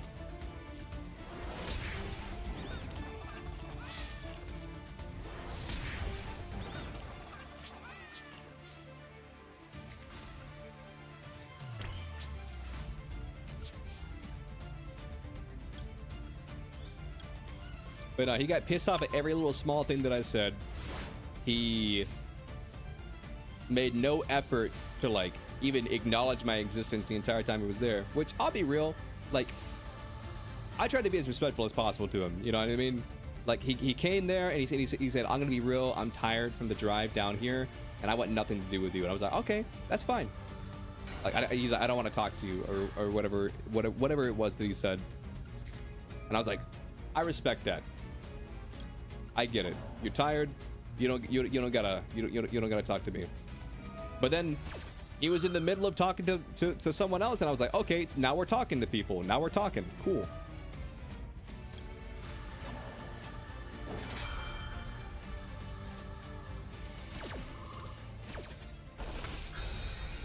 But nah, to this day, he is the most snobby asshole of a person I've ever met in my entire life.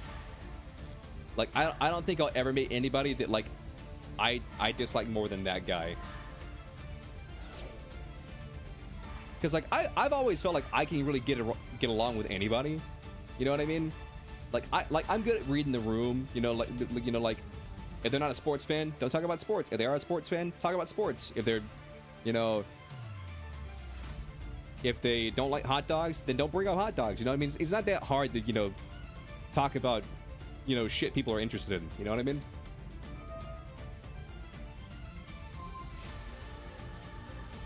But this guy, it's not.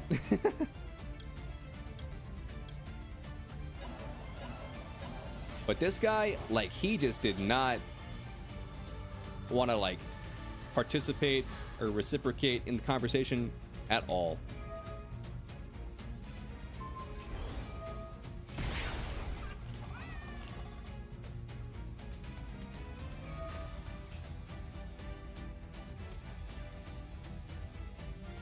Guess what? Fire King Snake Eyes isn't tier 1 anymore. Are you talking about in Master Duel or like what are we talking about? MD? What's tier 1? Is it Tenpai?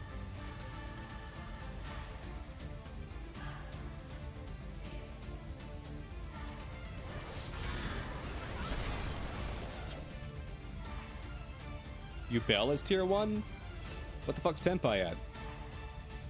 How is Yubel tier 1? Where is Tenpai?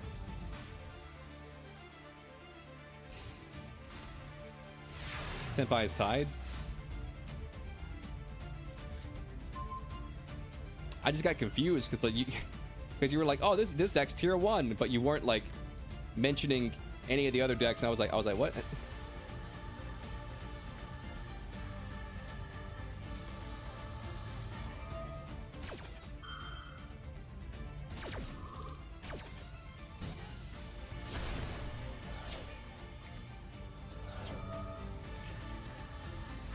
You don't play meta or competitively? I don't either.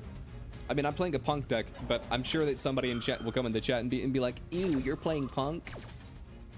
You're not a real duelist. Why don't you play something real like fucking Fire King Snake Eyes or full power Tenpai Dragon?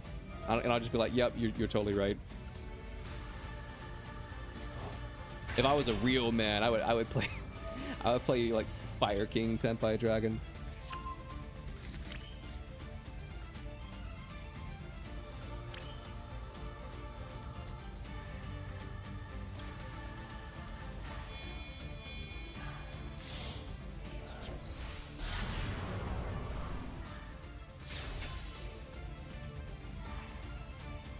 Okay, that didn't activate your effect. That's fine.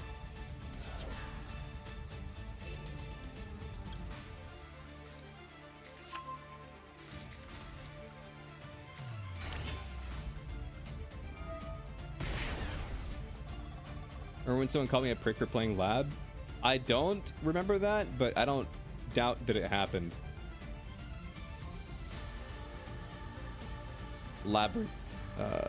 It's a trap deck. So I don't remember that, but I also at the same time I don't doubt that it happened at some point.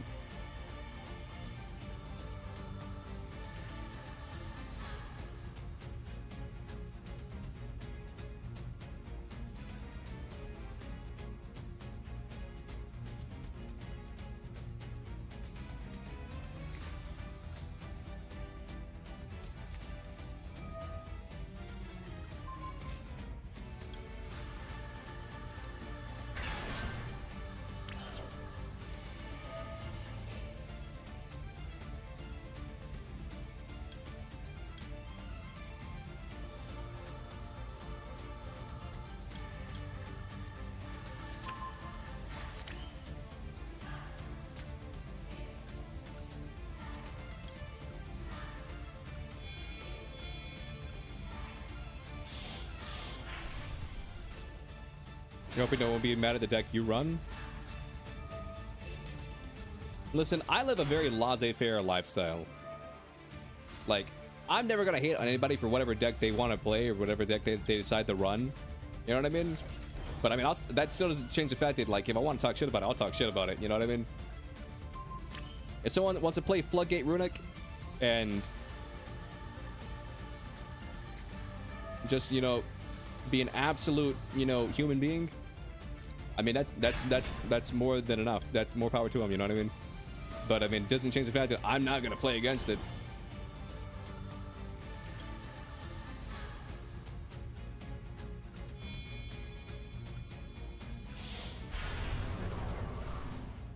You're on Lunalight OTK?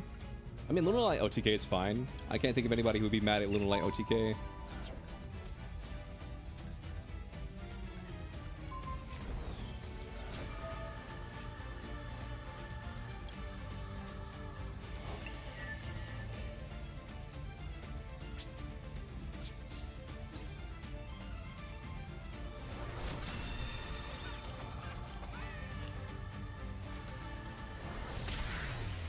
I'll be real, I was just kind of running off pure vibes in that duel. I did not know what to look out for or what to worry about. I was kind of just running off pure vibes. In that duel specifically, I was kind of just going off pure vibes. I had no idea what I had no idea what he was about.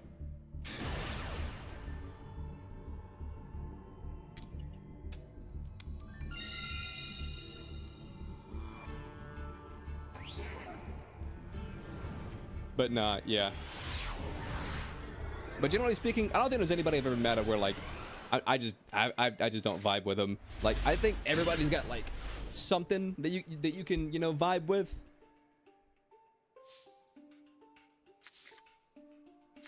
But he was the only guy I've ever met where, like, no matter what I did, he would just basically told me to go fuck myself, and I was like, okay. And eventually I was just like, you know what? Sure. You're a dick. You're an asshole. There's no reason to, you know, interact with you because you were just a piece of shit.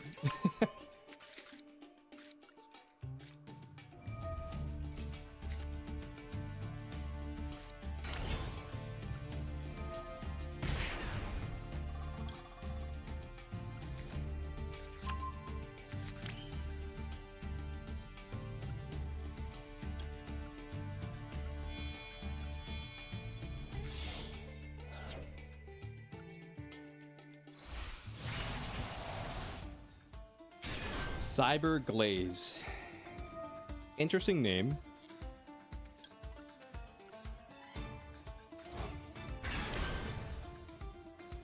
Players on MD have reported your deck for Floodgate Fusion. Okay. Does that mean anything though?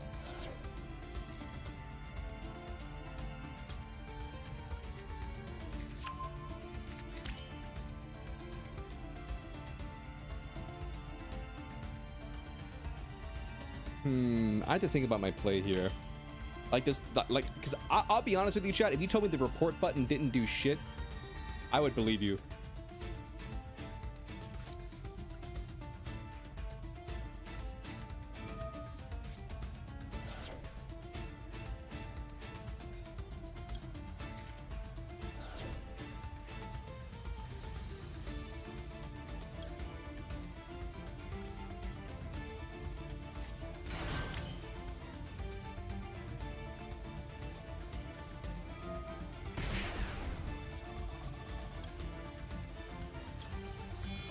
Because in my experience, like I reported several people.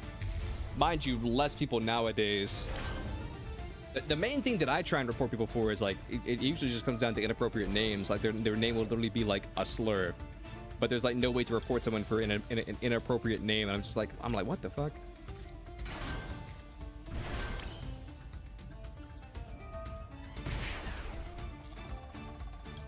It does something. You don't know what it does.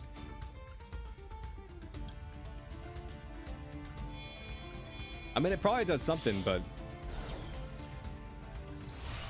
I mean, I've never seen it do anything. Then again, like, it doesn't give me like a visual indication that like it did anything.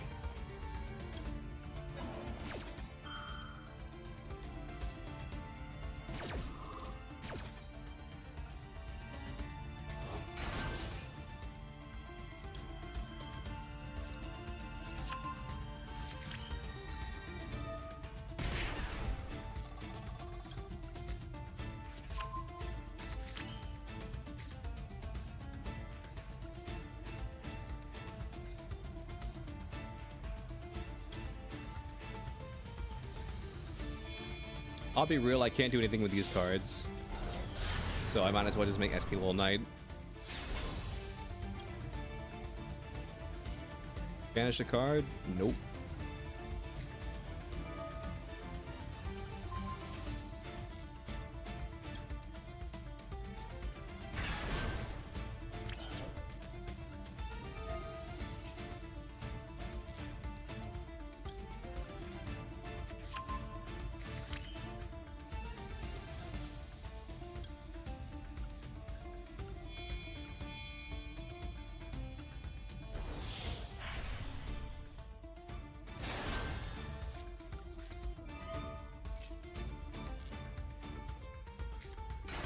All right, boom. Activate this. Banish you. Hit 3 off the top. You're running Weather Painter sleeves, so I'm just gonna hit that back row right there. Nope, let's not do that.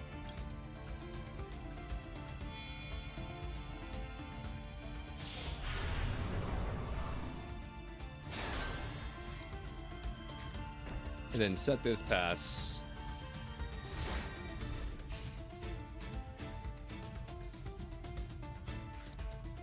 You had a guy randomly join your room, his name was inappropriate. I'll be real, whenever I make duel rooms, the first people to join are like random people with like Japanese names. Sometimes Korean, but usually Japanese names.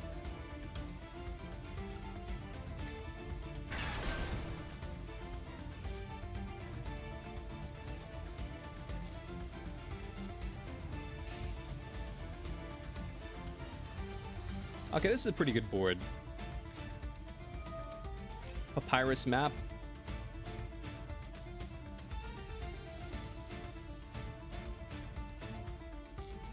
Yeah, why not?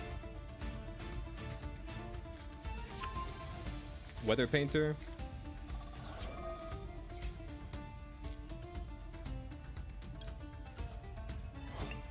So he is on Weather Painter.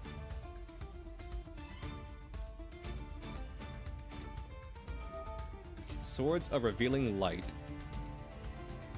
That's fine. I can pop it next turn.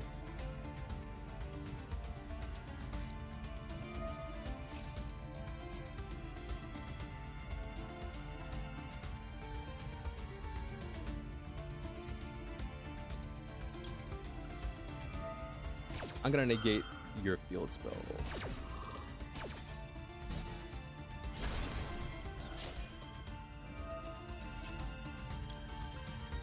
I'm gonna eat that. Set a card.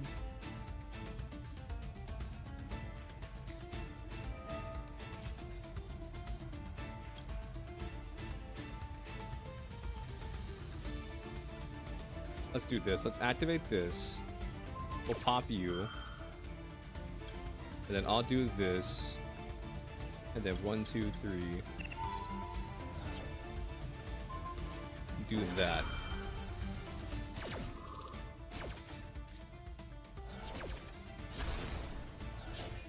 Torrential Tribute.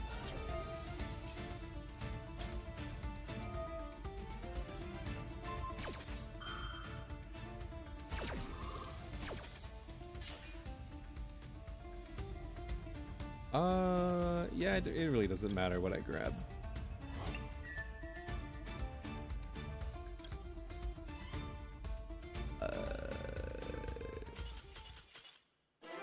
Yeah, they weren't ready for this.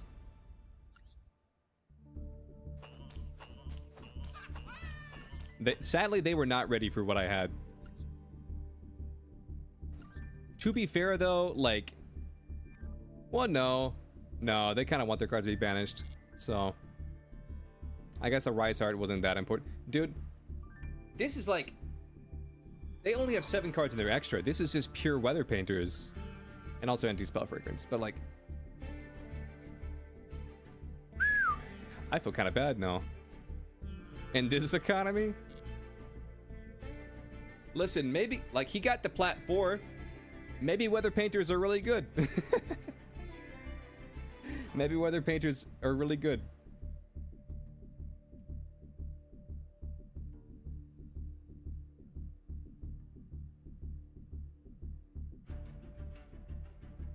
Bro, what is this? I'm looking at a Labyrinth deck right now.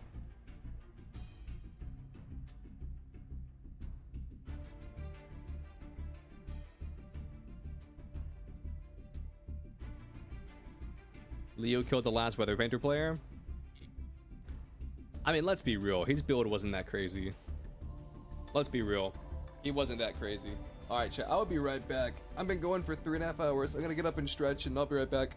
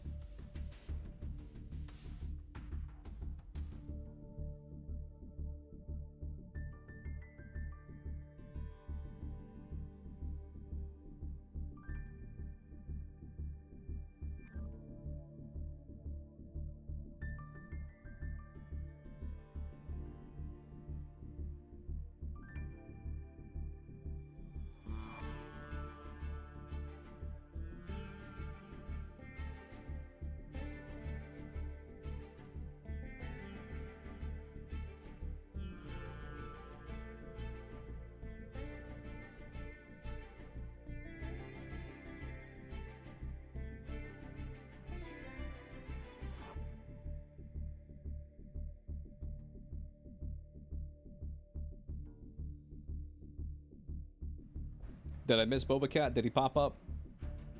Hold up, BRB screen. Yeah, he should have popped up. Yeah. He should have popped up.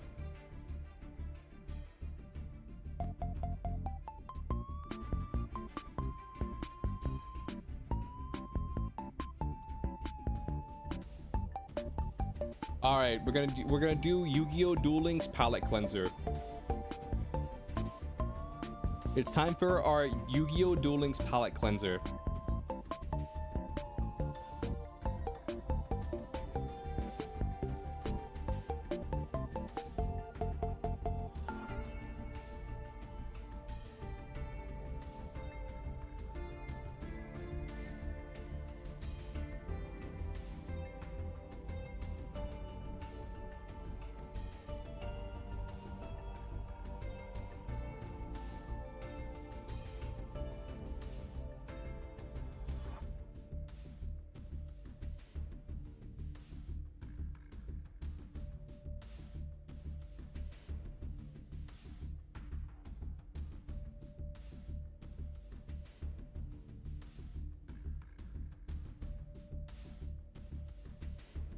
Look at him go, chat.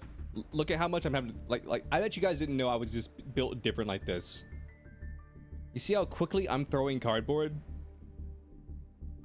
I'm actually just insane. Look at that. Look at how fast I'm throwing down my face talons.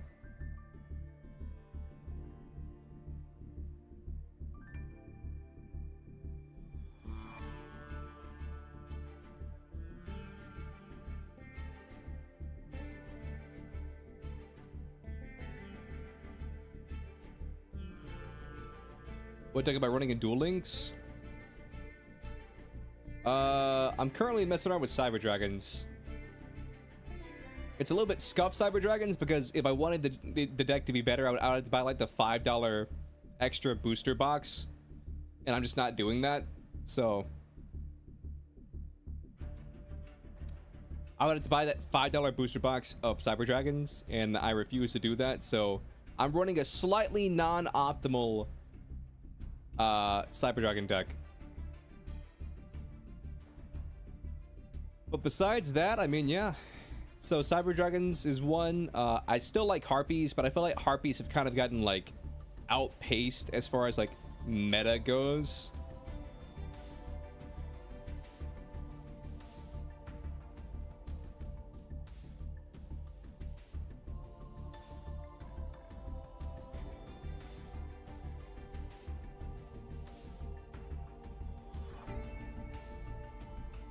Game, what is there to think about? Just punch him.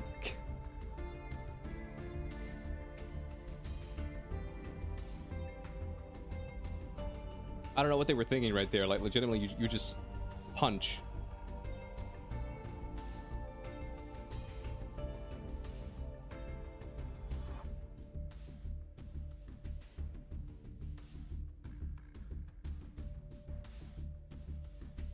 Yo, Bella, you're about to get schmixed. You're about to get absolutely schmixed.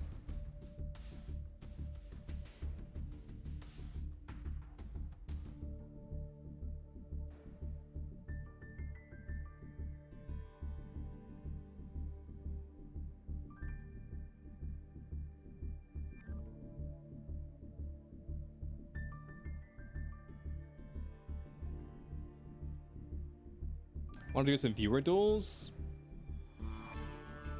If I'm being real with you, not really. But maybe just one because you said you can't make it to viewer duel Monday.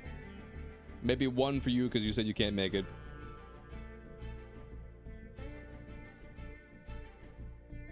Let me kill all these people first. I'm in my palate cleanser right now. This is my Yu-Gi-Oh palate cleanser.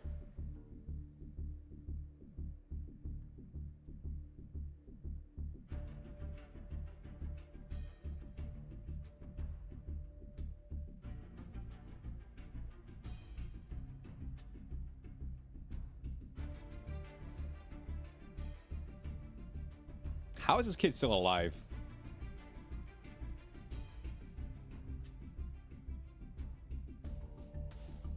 Like, low-key, can we just all agree that Ancient Gear Golem is kind of busted in this format? Because some of the best cards in this format are like trap cards, like say negate attack, and well, no, I think you can still activate negate attack as long as you don't activate it when Ancient Gear Golem attacks. But you could probably activate it at the beginning of the battle phase. But some of the best denial in this format are like traps, because the game is like slow enough where traps are like actually decent. But Ancient Gear Golem is just like, nah, fam. That trap you have sitting face down that stops like level 8 or higher monsters from attacking or whatever. Nope. No, thank you.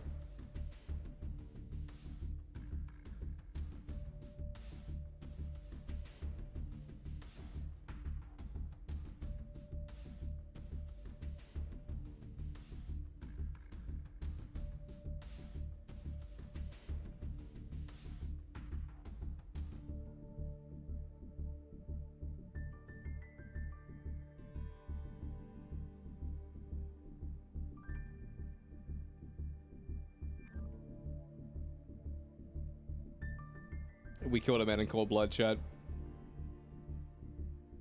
We killed this man in cold blood.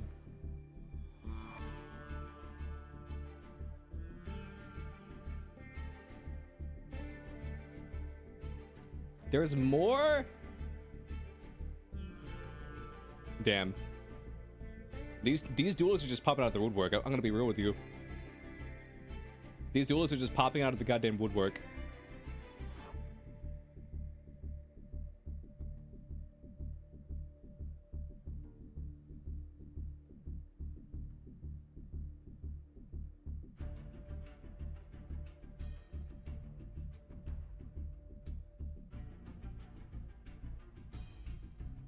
Now, chat, watch this. I'm about to lose to this guy right here. I'm about to win to this pay to win bot, or lose to this pay to win bot. Man, speaking of pay to win, man, I really wish that this one Beyblade called Aero Pegasus. It's called Aero Pegasus, and it's kind of a pay to win Beyblade because it's one of the best slash heaviest slash most balanced Beyblades in the current format.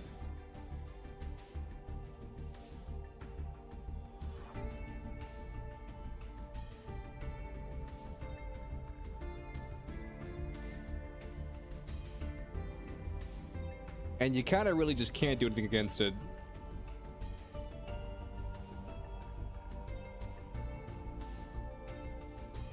I mean, you can. I mean, Wizard Rod is still the best, but Wizard Rod is more widely available to, like, the common man.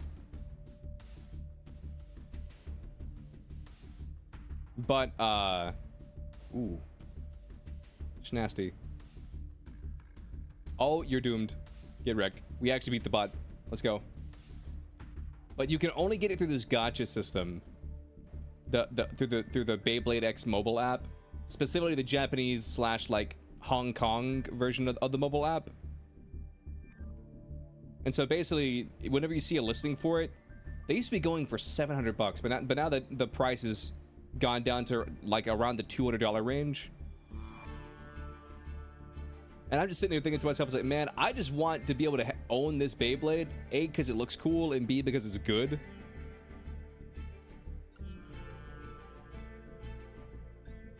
All right, we're just making a quick and dirty room. This is not the right one. All right, there you go, Meg. But now let me just see if I can find a picture of this real quick for you guys. Ooh.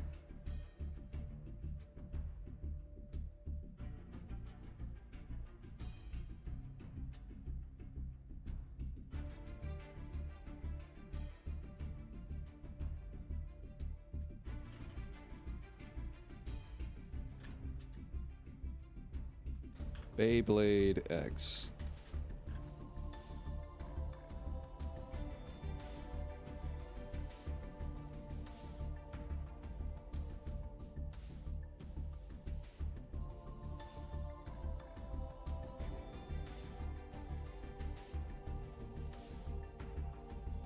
But now let's see. Just chatting. Yeah, my for those of you who wonder why I always start on YouTube and go over, it's because my window capture is like set to YouTube, and then I swap over to a new tab. But now look at this Beyblade. Does this Beyblade not look sick? Like, this Beyblade looks fucking awesome, but sadly, it's locked behind, you know, gotcha / like a eBay price wall. But yeah.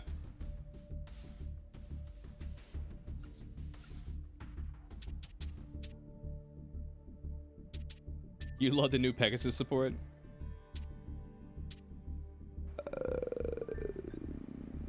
Yeah, I don't want to play this.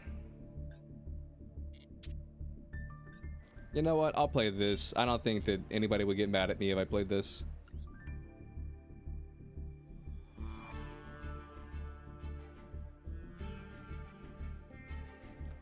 I don't think anybody would get mad at me if I played that, but I could be wrong.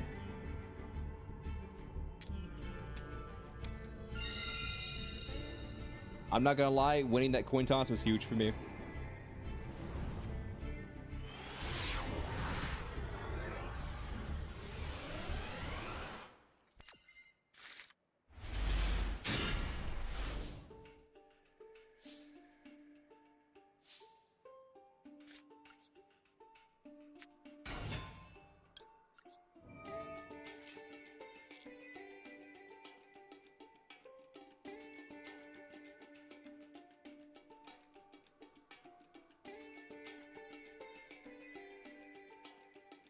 Gonna put out the garbage real quick.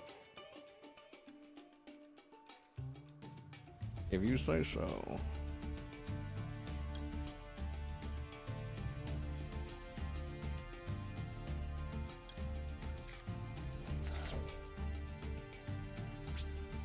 Yeah, I'll be real. I'm cooked. This is kind of this is because I only play this at 1. This is a garnet in the hand. Because I only play that card at 1, it's a garnet in the hand, sadly.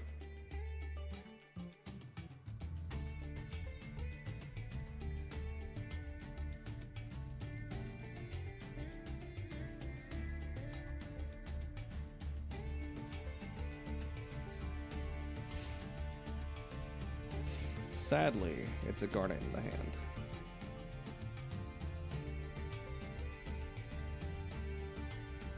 Man, chat, I know I keep talking about this this show. But are any of you guys watching Den to Den? Because if you are not watching Den to Den, then like you are missing out. Oh, we both put a Goaty deck out.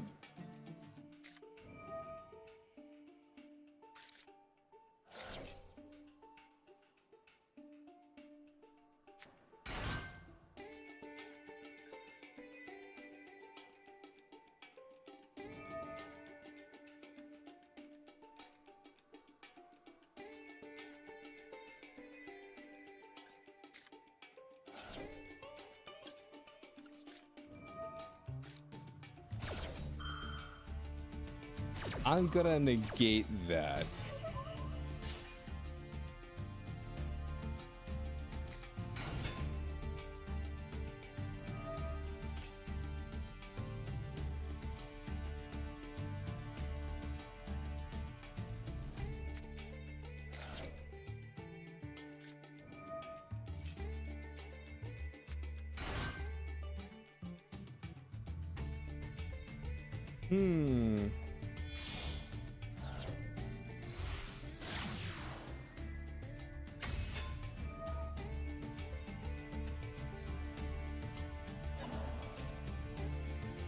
Yeah, I feel like I'm cooked.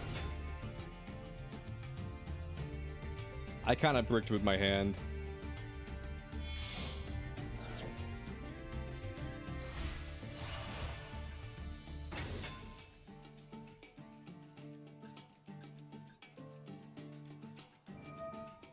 Oh no, I'm not worried about you missing lethal. I'm worried about like me being able to do anything.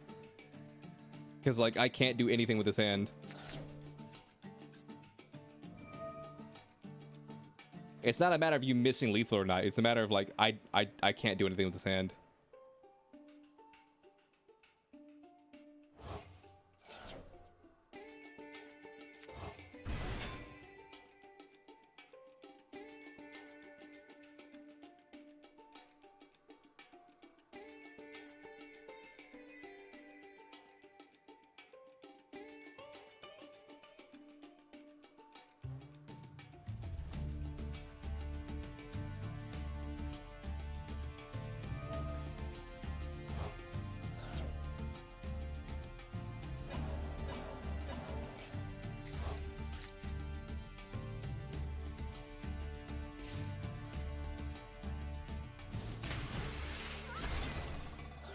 Yeah, I can't do anything with this hand. Sadly, I can't do anything with this hand. And then you get this card back. Okay, I drew into something that's good. Okay.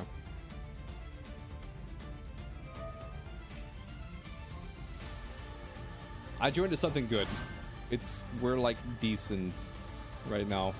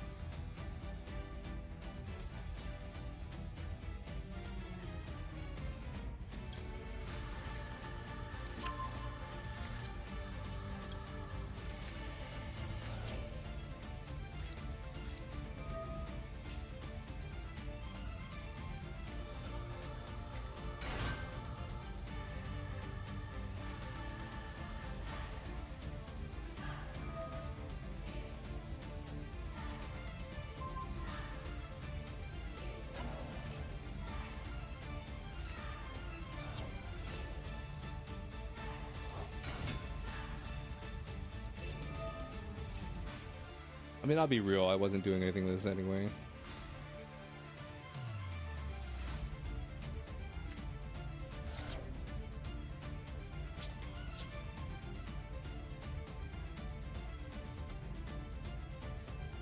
Yeah. Oh, you let this go through? Okay. Yeah, I'm cooked.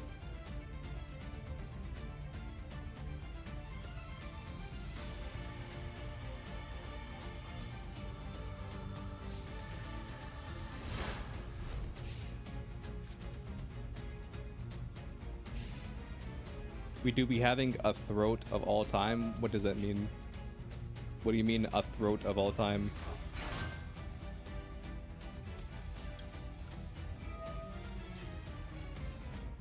Trout.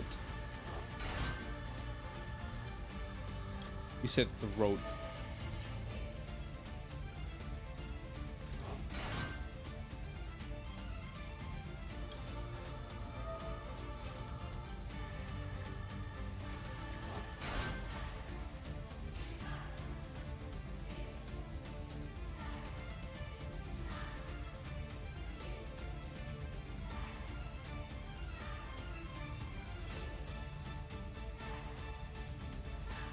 You messed up.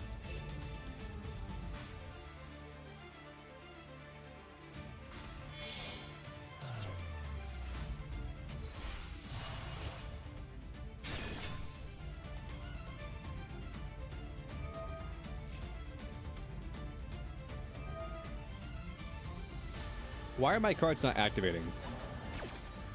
Think of the raid, Katzen. Oh, here they are.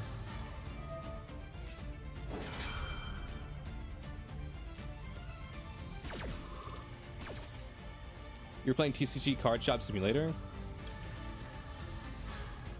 Shit, I can't do this because it'll miss timing.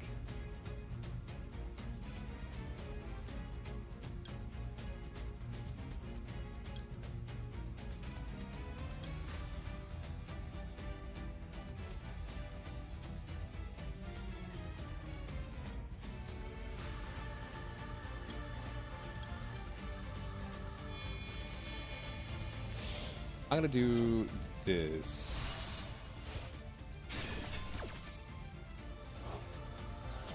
How is Card Shop Simulator? Also, Katzen,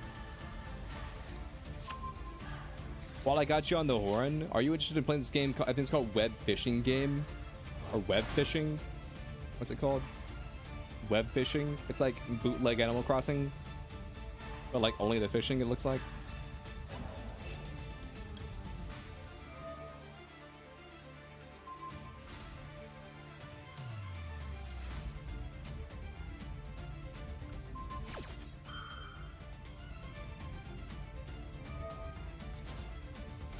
You almost got bankrupt? You heard about it?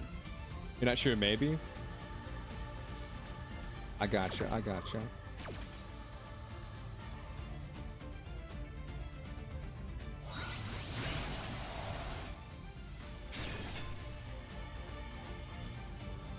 You actually had Stardust Dragon. Damn.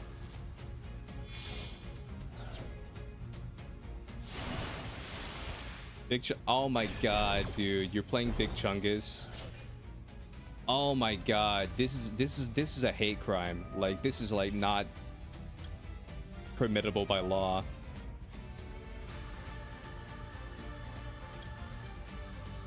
Why would you do this?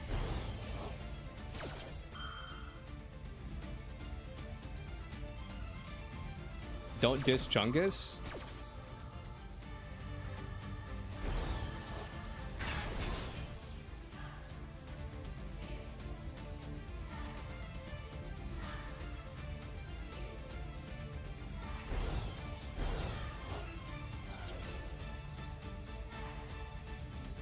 Well, cool story, bro. And that's all she wrote. Never again will I be kind to you people. All right. I'm gonna call it there. Let's see if I can send you people. Let's see where I can throw you guys off to. You know what? We'll raid Maple. Maple is playing something interesting looking. We can raid into Katzen. Katzen just ended. What do you mean?